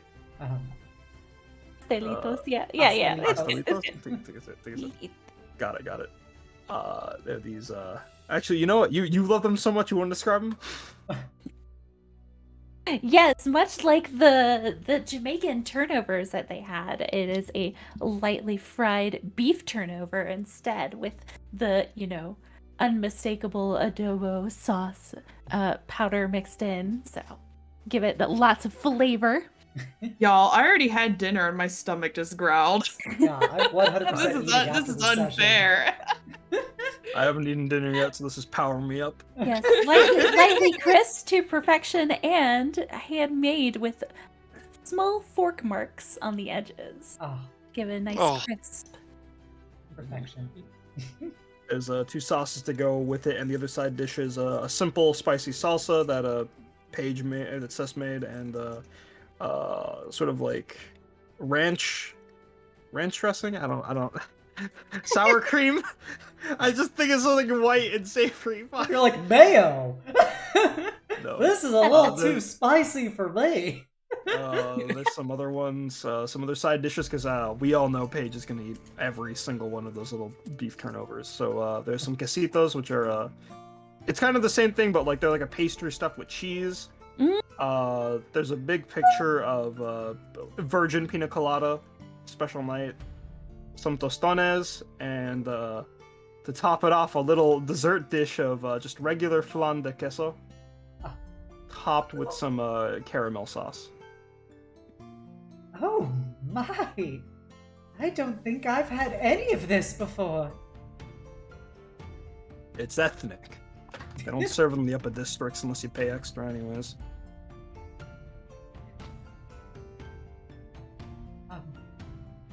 Alright then. I look forward to trying it all out.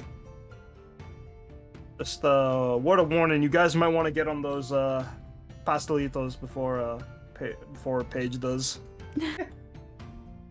Sure, I promise that she's already putting 2 on her plate. So Savannah will start getting a plate of kind of everything since she's never had any of this before. Yep, Juby's doing the same. Pile it on. Prince has grabbed one of the one of the pastelitos that is already scarfing it down on the table. I get like a little bowl for the rice and I give that to Prince too. Guys, I made other side dishes. Come on.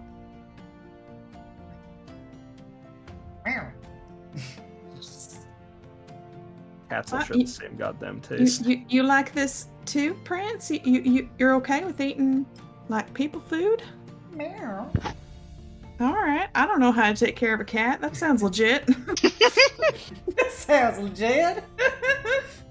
Fucking checks out for me. Cat having a fucking burrito over here. So yeah, he'll just like kind of patter around and just eat like random things out of the meal, just right off the plates. Paige is almost eating silently with how much she's just like kind of shoving the food in her face, and she's like almost chickmunk with like, you know, the amount of food, and a little bit of tears are like forming on the side of her eyes. She's like sort of crying, sort of eating. Sis, this is really good. Yes, you did such a wonderful job. I've never had these flavors before. And the salsa is... The salsa's hot. The salsa is hot.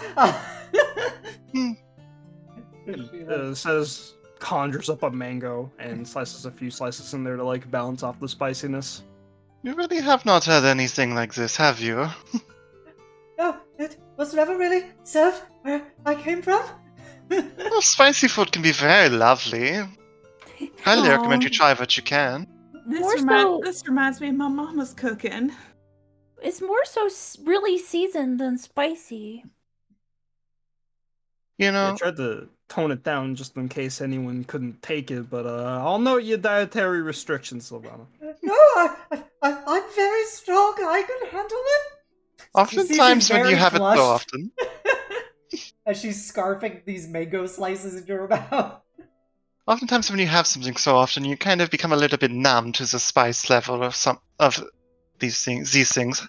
So, you know, you can always just be a little bit weak to the spiciness, the natural spices. This just really hits the spot. I mean, my mom, she didn't cook very much, but when she did, it had a kick to it. Well, anytime you feel like trying that cooking again, you just let me know, Jubilee. I'll make it for you every day if you want. Thank you. Eventually, Delicious, sis. Thank you. I'll be sure to give Lily the recipe too, so she won't, she won't kill me if I try to cook it myself. That is a surprisingly serious concern coming from Lily.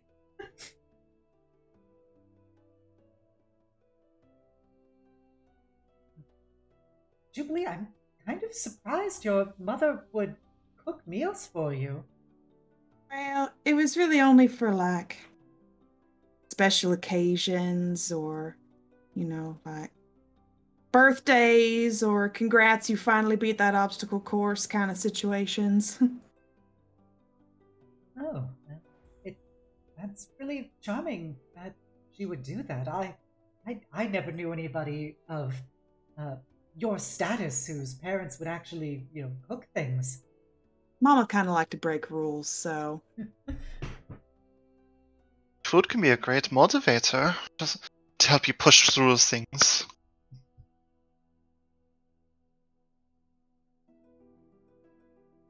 It's so refreshing to have such wonderful food lately. Between Lily's cooking and this, you all eat incredibly well. Now, if only we can convince your neighbors that we're actually feeding you, and looks over at Paige. I mean, to be honest, going off those baby pictures, I got no complaints with her keeping that body type. Every day is a feast with you folk? Of course. We could die any day, might as well enjoy the days we do have, yeah? You're here? A lovely ideal, indeed. We will do everything we can to ensure it doesn't happen.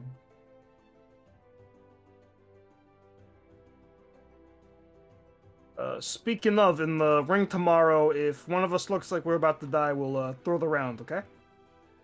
Just gonna put that out there real quick. Do you really think it's going to come to that? Not really a death match. Boromov family might not be able to put a hit on us outside the ring, but if things inside the ring are not rigged in our favor, well, I just want to make sure you guys know that it's okay to duck out if you gotta. For what it's worth, just so we can have all the cards at the table. I've got 2 of these bad boys, and they reach into their pocket and pulls out 2 greater healing potions. Oh, God very, bless. very willing to use this. Also, bit of, and kind of snaps their fingers and says, a bit of magic in the fingers. That can help us these kind of things. Not my forte, but you never know when you're going to need it in a pinch. Wow, glad to see another professional who knows to bring healing. Ain't that right, Juby? Oh my god, look, I'm sorry. Now, for how we kind of work, is, of course, go wherever you feel you'd be best utilized. Myself and Sess, we sort of hold down the fort out on the front, and Paige is in the back, and Sylvana's kind of a mix of the middle, so wherever you feel like you would serve us best. And they have their crossbow just kind of leaned up against their side and just kind of slaps it and just says, this old thing prefers to stay a bit farther away. However, in the case of a scrap or something, you can trust that I can get out of there quickly. Or, brawl it out. Have you ever met an Eladrin before? I don't know that I have. Just like the seasons change, so can I, but you can also slip into a bit of a space that allows us to move very quickly. So I can take care of myself in many cases. At least once or twice, Savannah. Be it the case, you're always welcomed in the back with me. I was just about to say, I think more what I was implying is, You want me to keep them safe? I think we need someone to keep tabs on Paige. Not that I don't think Paige can't handle herself, but the last scuffle we found ourselves in, she found herself in a unwanted predicament, so Savannah will put her hand on Paige's knee. It was really scary. I thought I was away enough, but thanks to Sylvana and everyone, I got out of this situation, thankfully.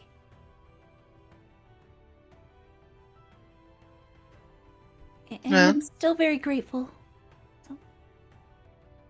Would be glad to watch your backs.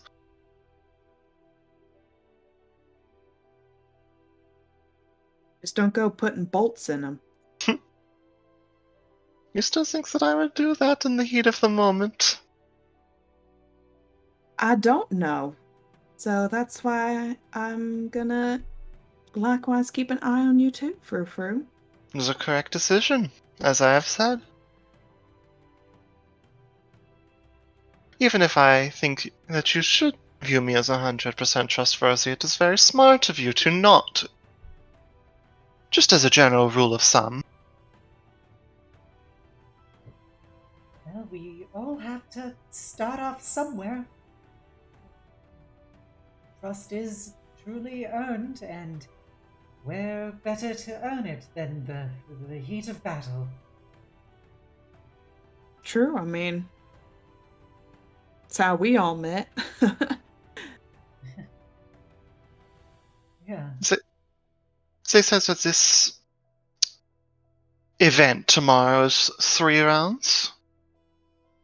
Sounds like it, yeah. Gotta go through 2 to get to the big guy.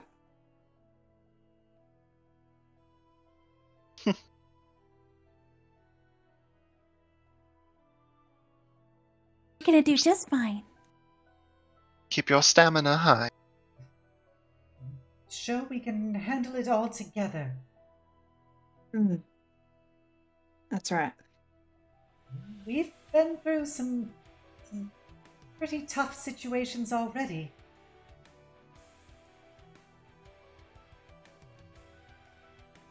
Sass, you've seen these arena fights, right? Like you've Yeah, I've watched seen a them? few. Mm-hmm. You think we got pretty good chances? A lot of it depends on what the match is going to be about. If it's a straight up death battle, or excuse me, if it's a straight up fight, complete honesty, no cover, no weird gimmicks, I'd say we got a pretty good chance as long as we keep Paige up. Typically you don't see many spellcasters in this arena, but there are a few well-known warriors who are really good at hunted mages. So Yeah, Paige have to be careful with that. I was wondering about that. That's why I kind of figure they might target Paige, peg her for, an easy target. Well, I got her that crossbow. She could throw them off if she wanted, use it as an emergency option. When in the arena, people will figure out how you fight fairly quick. So if you ever want to toss them around, using those other weapons you got will be a good mixer. You have to remember that the people that are waiting for us at the end will have 2 matches to see what it is that we can do. So if you have any curveballs to throw, do your best to save them. Right. A little element of surprise. I'll try not to be a burden to everyone. Oh, Paige, no, that's not what we're saying at all. You I think they were implying you're the trump card, if anything. You've also got the highest survival rate out of all of us. You're No offense for them, we haven't seen what you can do yet, but in all of our other fights, Paige is usually fine. Paige, you're our glass cannon. You're one of the strongest weapons we got. We just got to make sure you stay up. That's all.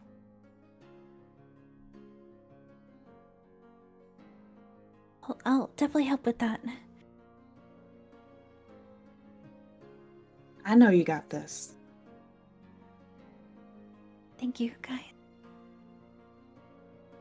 Wouldn't ask to be with a better group of people. Silvana will raise her pina colada.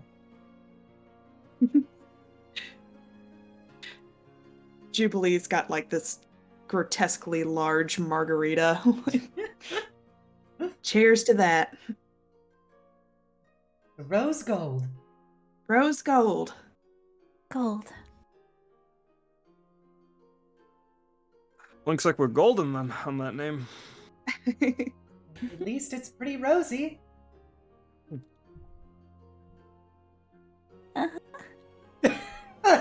Thank you for the pity laugh to Savannah. She's trying. And Savannah looks very awkward after saying that. She's trying to do it a little more enthusiastically. Drinking her pina colada. 327, everyone. Alright. That was a tasty dinner, but we should get rest tonight, okay? No heading out for any fun activities yet, alright? Alright. Juby, promise you, first time we get the chance, I'm taking you out, okay? Okay, alright. I remember, I promised. Mm-hmm. Prince, get your feet out of that bowl. Come on. Come on. Yeah, it's empty. You might as well use it. Oh, jeez. I don't want to encourage bad habits. Prince then curls up in the bowl. Oh, jeez. All right. Just picks up the bowl with him in it. That's gonna be his bed for the night. This pleases him. I say as my cat is literally rubbing his face on my mic. Thank you, Wesley. All right. With that, does everybody go to their bedrooms? Yep, looks like it. Assume Cess and Paige are sharing a room again. Yeah, unless she wants to share it with Sylvana, Cess will understand. Oh, no, she will share the with us. Okay. All right. I got a bit of RP I want to do with Paige before we end the night, so we're getting to that point. Yep. So you get to each of your different rooms. You may RP with your page. Thank you. Our Paige. Oh, Well, right. Hey sis, you feeling alright? other than a bit of nerves but the food definitely helped. Thank you, Sis. At least I could do before. Oh my god, I thought these walls would be soundproof. What the fuck? Who's got a dog in here? Yeah, you know, Sharn, it's always a little loud. Yeah, there are those rumors about the crocodiles being in the sewers, but anyways, listen, sis, at least I could do, given what we're doing tomorrow. But you okay, by the way? You found me showing me your baby pics to everyone?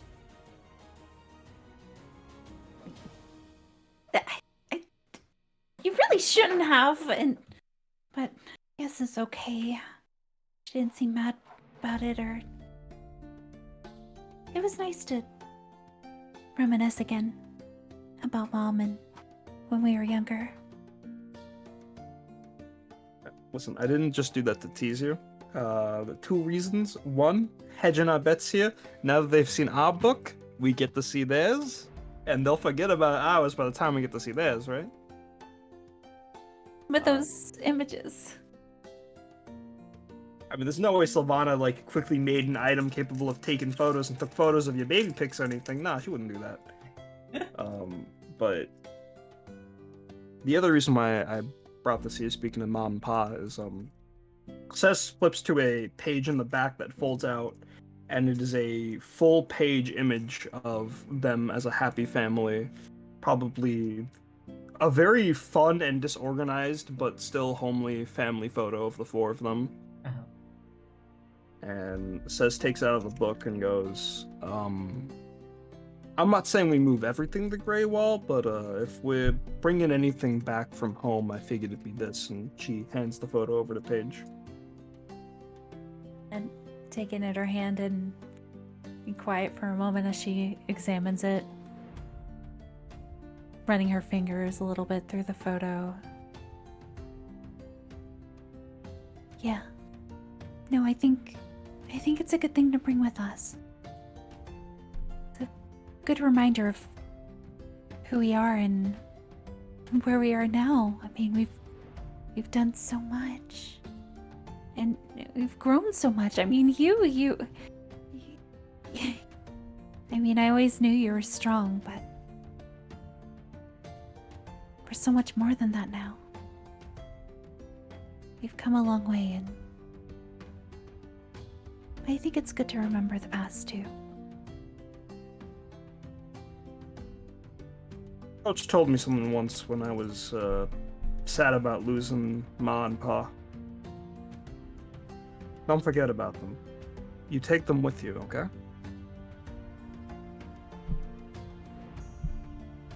I tried to forget. Don't forget. You carry them with you, okay? And she points to your heart. That's how you keep them around, okay?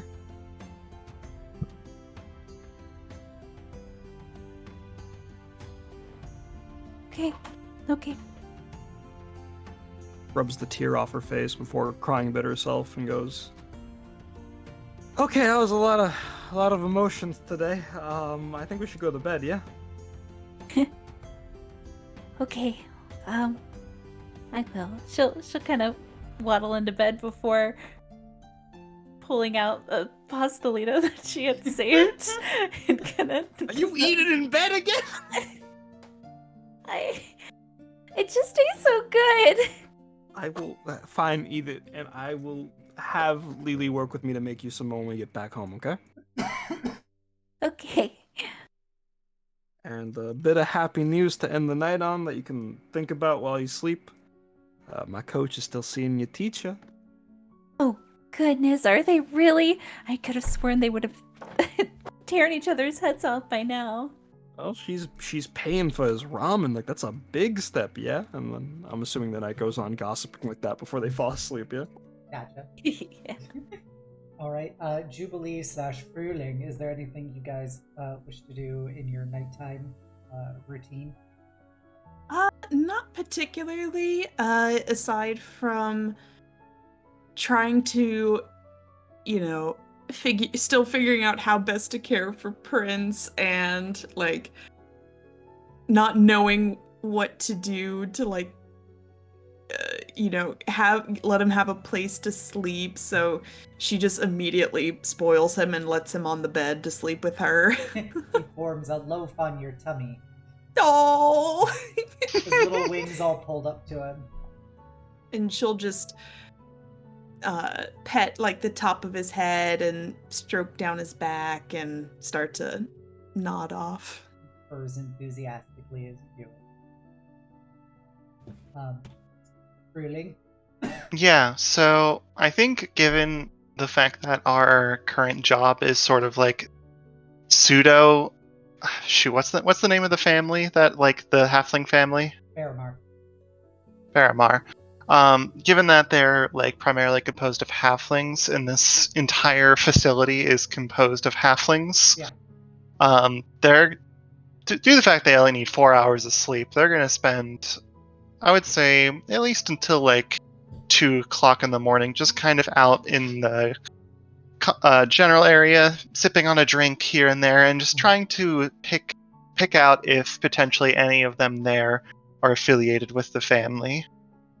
Alright, yeah, it doesn't appear to be so. All of the halflings here, I mean, from what you know about the house that is in charge of these Gold Dragon Inns, like, they are the hospitality, privacy, and security is paramount to all guests. So they do not try to intrude upon others to the best of their abilities. So it is kind of an understanding that if you're in a Gold Dragon Inn, you are on safe ground against any faction or threat unless you invite them in for you. And there will always be a halfling, like, readily able to appear next to you to refill your drink, take your next order. There's basically spirits are used as the waitstaff and everything. But yeah, they all appear to be, very much waiting on people hand and foot. Gotcha. Then on the way back to their room, they'd stop by the front desk and just say to them, make sure nobody gets into the Assassin Page's room, okay? Absolutely. We will place an arcane lock upon their door that they can only open themselves. Appreciate it. Thank you very much. Of course. The Herr Fruhling. Herr, Dame, either or, Frau, whatever it is that you wish to say. Frou-Frou's married? Frau Frou-Frou? I cannot wait. Yeah, and so they will then leave you to go do your 4 hours of Elven Zen time. Okay. Jubilee, you have dreams tonight. I thought you might say that. Yeah. This time it is you are in a great, like, wooden hall of, like, there is trophies of monsters and animals of, like, planar origin and stuff all along the walls, and swords and spears and axes and bows are arranged everywhere. massive, like, sylvan banners flowing from the rafters as you see your intrepid companions, Paige and Cess and Paint and Sylvata around you, and you're drinking and feasting, and it's just this absolute feeling of camaraderie. And you look down the tables, and everybody is linked to you via those kind of spectral chains coming from their collars, and they are bound to you, but you feel all of them as if they're extensions of you, even though they're very clearly their own entities. And so you can taste what they're tasting and be able to feel what they're feeling. And, in turn, you just, with but a mere thought, you can direct them to, go grab this for me, or, please, pass the mead, things like that, and they'll just immediately reflexively do it back to you very obediently. And as you look further down the tables, you see more of those Fey hunters from the train engaging in the revelry, all speaking Sylvan, which you can very clearly understand here, despite not being able to normally speak it. And it's just celebrations, and you see a massive armored figure with a great dark cloak and a helmet that has great antlers coming off of it. And you just see that one blue cat's eye and one green cat's eye gazing from underneath their hood as they sit at the head of the table. And it just feels so right. You look at your hands, and they're much thinner. They're more elegant. And as you see your reflection in a particularly shiny plate, you'll see your features have become more refined, more pronounced. Your horns are a bit more feral, a bit more like antlers than the traditional ram horns you have. Your teeth are now very much serrated points, and your eyes are that same blue and green cat's eyes looking back at you. And as you're about to have another drink, you are snapped awake by a knocking on your door. You can still taste the venison and meat on your tongue as you awake. Is Prince still weighing me down? He's actually looking at you, he's looking at your face as you wake up. Just lazily looking at you with those bright violet eyes. Good morning, Prince.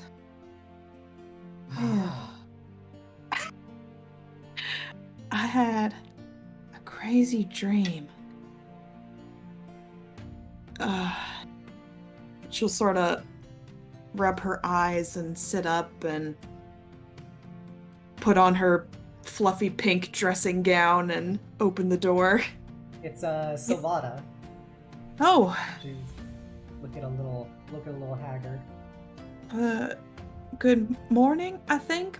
Is it morning? It's still night, but it's only been a few hours, but I wanted to ask if it would be all right for me to stay here. It's very hard to sleep alone. Of course. Yes, please come on in. Thank you. Are you all right? Oh, yes, I'm fine. It's been so many years, I've kind of forgotten what it's like to be alone, and it's just very hard to settle in. And the last couple days, it was all of us together on those beds back in Greywall, and I couldn't get comfortable just being left to myself. I understand. Do you want anything before you go to bed? I can call for some tea, or... No, it's fine. I really appreciate it. All right, if you insist. I'm assuming we're pulling the oh no, there's only one bed thing. Yeah. But she'll Go. just please, yes, make yourself comfortable. I hope you don't mind. Prince might sleep on you. He tried to sleep on me, so if it bothers you, just give him a nudge. The cat looks at her and shakes his head like, you don't dare nudge me. So noted. I'm sorry for intruding and taking up part of the bed. Oh no, it's all like you said. I've kind of gotten used to it. All of us in a cuddle pile on the mattress. The large bed. It kind of felt cold, honestly, without so many people. It's odd how you grow so accustomed to having people around, especially because I imagine you haven't had to share many beds. No, no, I always had my own space, my own bed, and it felt kind of silly, bunking with so many people, but I've gotten used to it, and I don't know, maybe I'll even miss it once we get the addition to the house. I don't know, but anyway, and she'll crawl back into bed. Sylvana just basically takes off her her coat and tunic and pants and everything. She's wearing basically shorts and a tank top, but she's not wearing like her full gauntlets, but she is still wearing gloves, like very form-fitting gloves onto her hands. And she never takes off her gloves. I like to picture Jubilee's pajamas, perfect, like matching pink silk set, like her name embroidered on them. Yeah.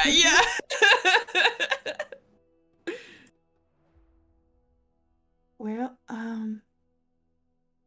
if you need anything, just either let me know or we can, call for it. So. Thank you, Jubilee. You have been very kind to me. Of course. We're happy to have you here as part of the team and part of the family. If you decide you like us enough, you'd like to stick around. I don't really have anywhere else to go, and you've all been so kind to me. I kind of don't know what I would do without any of you. I know that sounds strange. It's been such a short amount of time. Well, don't feel obligated. Of course, we're happy to have you, and you're a valuable asset to the team. But don't feel like you have to stay if you don't want to. I want you to know that. I very deeply appreciate that, Jubilee.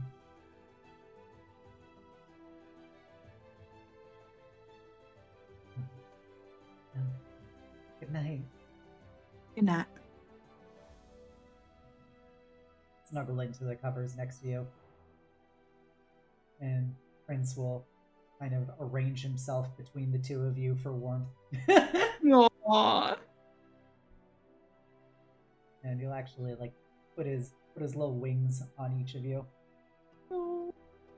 And when you go back to sleep again, you just instead of that hunting lodge atmosphere, it's just what appears to be a vibrant forest of perplexing colors and almost cyclopean-sized trees, and it's just all manners of sounds and smells, but it's like a very serene naturescape for you.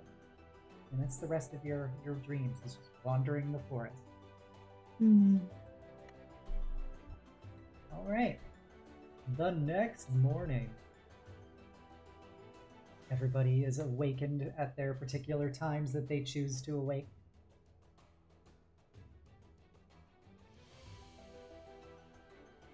I imagine. Sorry. I was just about to say, I think Jubilee would be one of the first up, putting on her face and doing her usual morning routine. Yeah, Sylvana will shower basically once you're awake, and she'll start suiting up. Paige doesn't do any of that, aside from brush her hair, maybe, and put on her clothes. Always perpetually beautiful Paige. Maybe it's Maybelline. Maybe she's born with it. I think Fruhling is probably just kind of chilling and like gets up, gets ready, and kind of just goes out and orders a bourbon. Nice. Yeah. 5 o'clock somewhere. Get the morning started right. Yep. But Breakfast of champions. for those of you that see them, they are currently a different color now. They're ready. I noticed that. With their what's it called? Their cape being more of vivid flowers, rather than ice and such. Oh. Spicy. It probably takes Paige like a half second to kind of notice there's someone else. Kind of,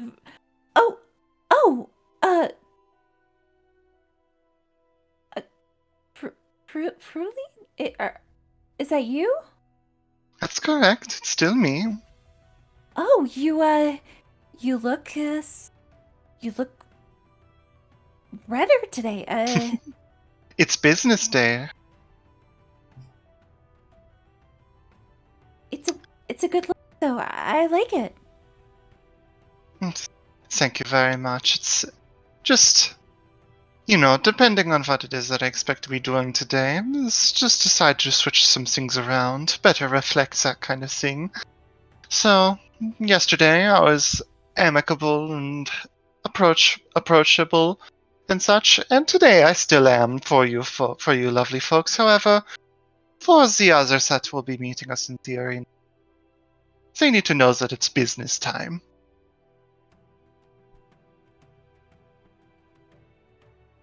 Good.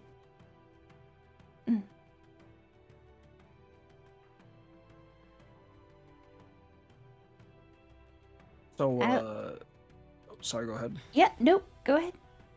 You, can just change like this on the fly, or? No, not quite on the fly. Every night. Spend enough time in trance, can switch the season that I choose to represent. Oh, that's so interesting.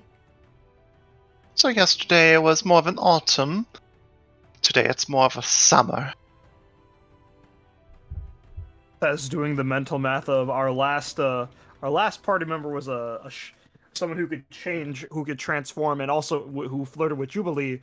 Now we've got a new person who could change form and also flirted with Jubilee. Maybe Juby can attract the type? I don't...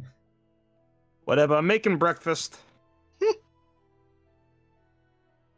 Speaking of which, I imagine that Jubilee and Sylvana will be arriving to breakfast at the same time. Yeah, so they arrive together. Showing up. With Prince on her shoulder once more.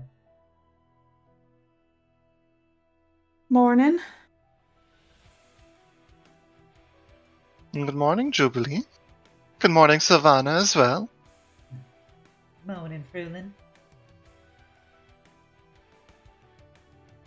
Everyone, get a good night's sleep.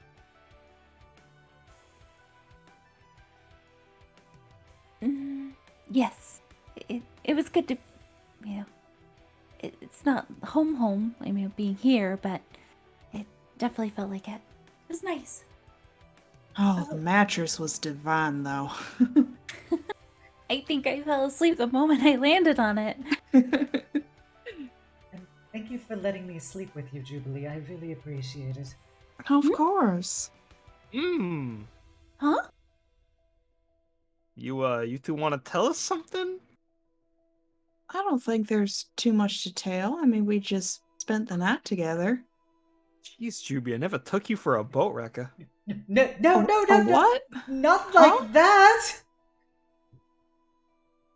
You know what they say, two loving adults sharing a bed together, you know. I'll have you know, Prince was between us the whole time. Prince kind of waggles its eyebrows a bit.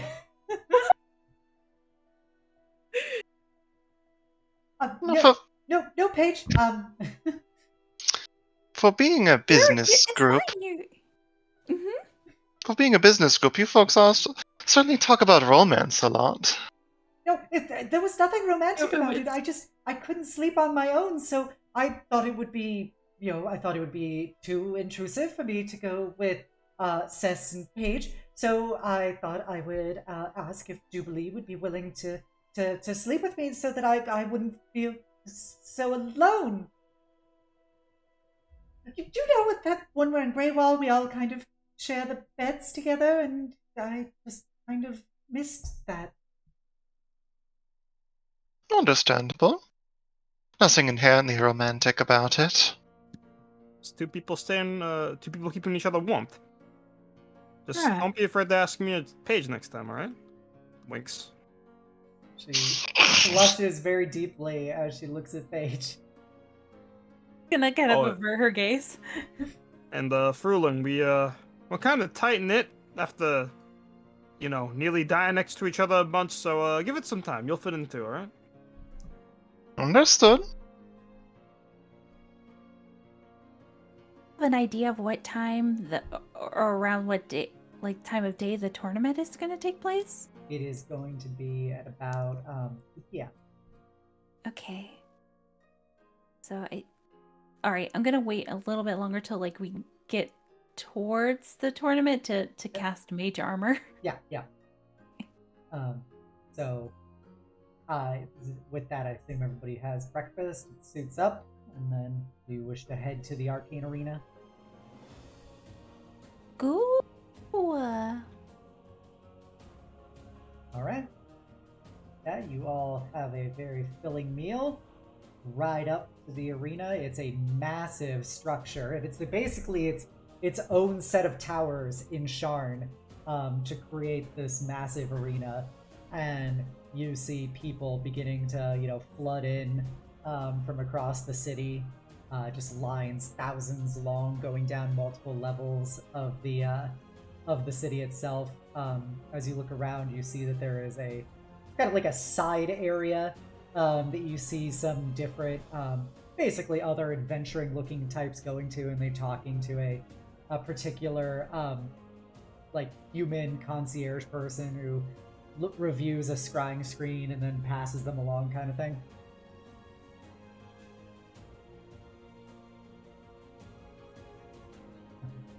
Maybe that's where we're supposed to go? Yeah. Sorry, I just, I've never gone into the actual arena before, so it's a little, it's a lot for me to take in. Nervous? Not nervous, just, excited? Confused? Excited can be nervous at the same time. Oh, nervous. Very nervous. Very nervous. I'm definitely not as nervous as those two. I mean, all we gotta do is just beat up some fellas and get paid, so I say let's do it. Alright. Let's head in and get scryed, I guess. Alright. You approach the concierge. He looks up at you a lot and goes, What's your team name and registration? We're Rose Gold, and we were registered by an LD. He looks at the scrying screen. Yep, I got you here, Rose Gold. Alright, you just follow the designated pathway that'll take you to your locker room. You wait there prior to the start of your match. You indicated that, you guys are ready to immediately jump into this. Kind of surprising to me. I've never seen you all before on this circuit, but, this world's a crazy place. So, just quick parameters. 5-person team. You're going to do 2 rounds today. If you manage to make it through those 2 rounds, you'll do the final round tomorrow. There will be a brief rest period between the first and second round. While you're within the arena itself, you will be magically monitored and maintained. If you are quote unquote incapacitated, you will be teleported back to the locker room. Your first 2 rounds will be against magical constructs, so be prepared for that. I don't know what they are. I do not know what the arena setup will be. Be prepared for anything, and best of luck. Appreciate the enthusiasm, big guy. Uh-huh. All right, come on, guys. Let's get in and get ourselves settled. All right. All right. You follow deep into the building, and you can get to. It's specifically a locker room attuned to you guys. When you go inside of it, it's a locker room setup. It also has some water and snacks and stuff already set up in there. There's also scrying screens depicting the overall arena itself, which now that you are looking into them, you can see this place probably could fit about 100,000 people inside of it. And there is just a massive kind of blank slate in the center of it, which all of the seats are arrayed around.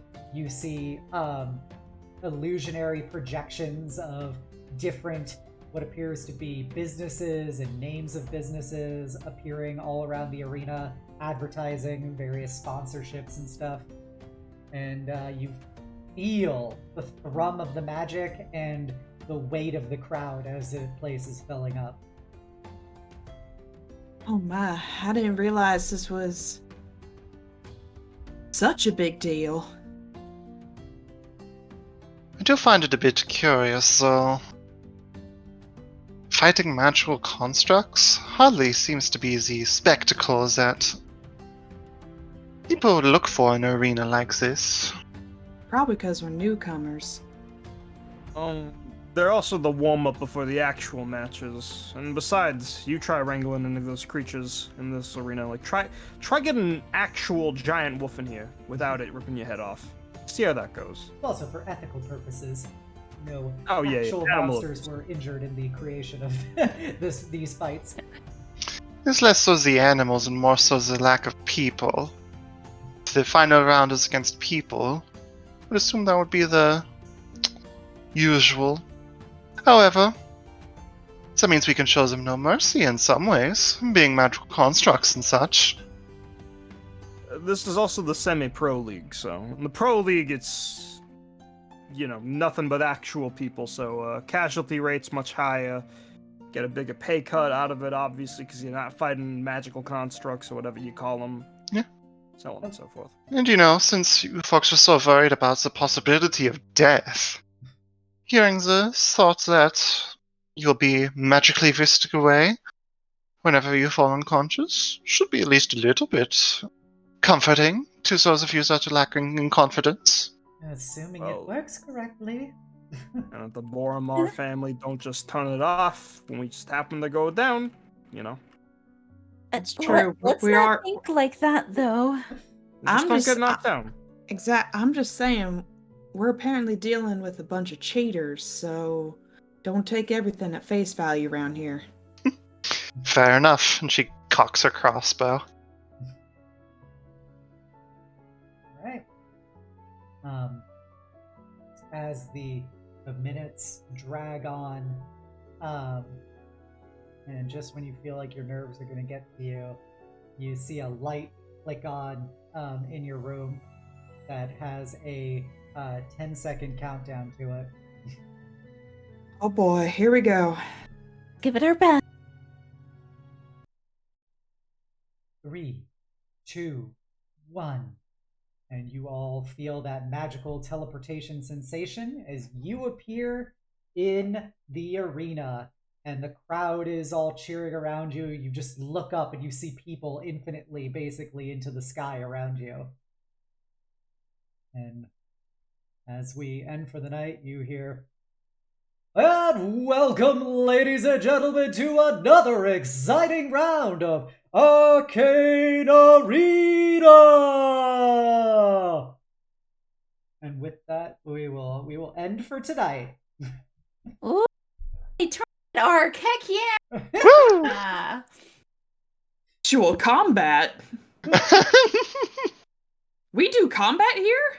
What? Combat? We next roll for sessions things? Are nothing but combat, I'm pretty sure. So I hope you all enjoyed your last major bout of RP. I just think it's hilarious that we literally went that entire session without making a roll. You don't We need did! to roll if it's not necessary. Exactly. No, I'm That's totally the for one. that. I just think it's kind of funny. I was just like, we literally didn't. We literally didn't. We are like this. We are, in fact. You don't like need this. dice to play this game. No, you Mhm. just need a quirky character setup.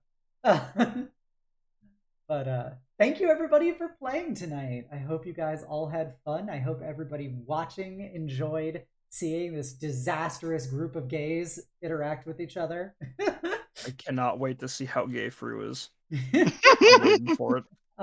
Radiating. I hope you all have fun. Definitely be sure to check out everybody here. I don't have Lily's set up here, so I'll have to do that. Lily, be sure to check out our wonderful players by doing !point players. You can also go check out Lily down there with the shout out I just did. They're all amazing streamers and amazing people. Be sure to go love and support them. We will be back here this Wednesday for some Fallout New Vegas with me, so be sure to come on by if you want to see some wacky wasteland adventures. I hope you all had fun. I want you all to know you're all beautiful, amazing, and valid people, and I hope you enjoy spending your night with us nearly as much as we enjoy spending it with you. And never forget the most important part, which is that the world is better having you in it. And also, I didn't stream on Friday, so by the way, last Saturday was my birthday! Your girl is 3,400 years old. MILF prestige. Yep. Let's go. You are officially Rule 34 years old. Yep. Oh my fucking god. Oh there my is porn God. of me out there, so. We love you guys. I love yous guys. Alright, so we will find a wonderful person to go raid tonight. Let us raid. It's been a while since we raided Princess. She is doing Phasmophobia. She's a wonderful Ice Doggo VTuber. If you're a follower, please copy down the call to hugs. If you're a sub, please copy down the Knight's message. And let's go send Shirahime lots of love in her goofiness. And don't call her cute, because she gets very embarrassed in Tsundere. You can use any other version of the word cute. So you can call her adorable, and she'll have to accept the consequences. Alright, everybody, let's go send her lots of love. I hope you all have a wonderful night, and the sweetest of dreams. Bye! Bye.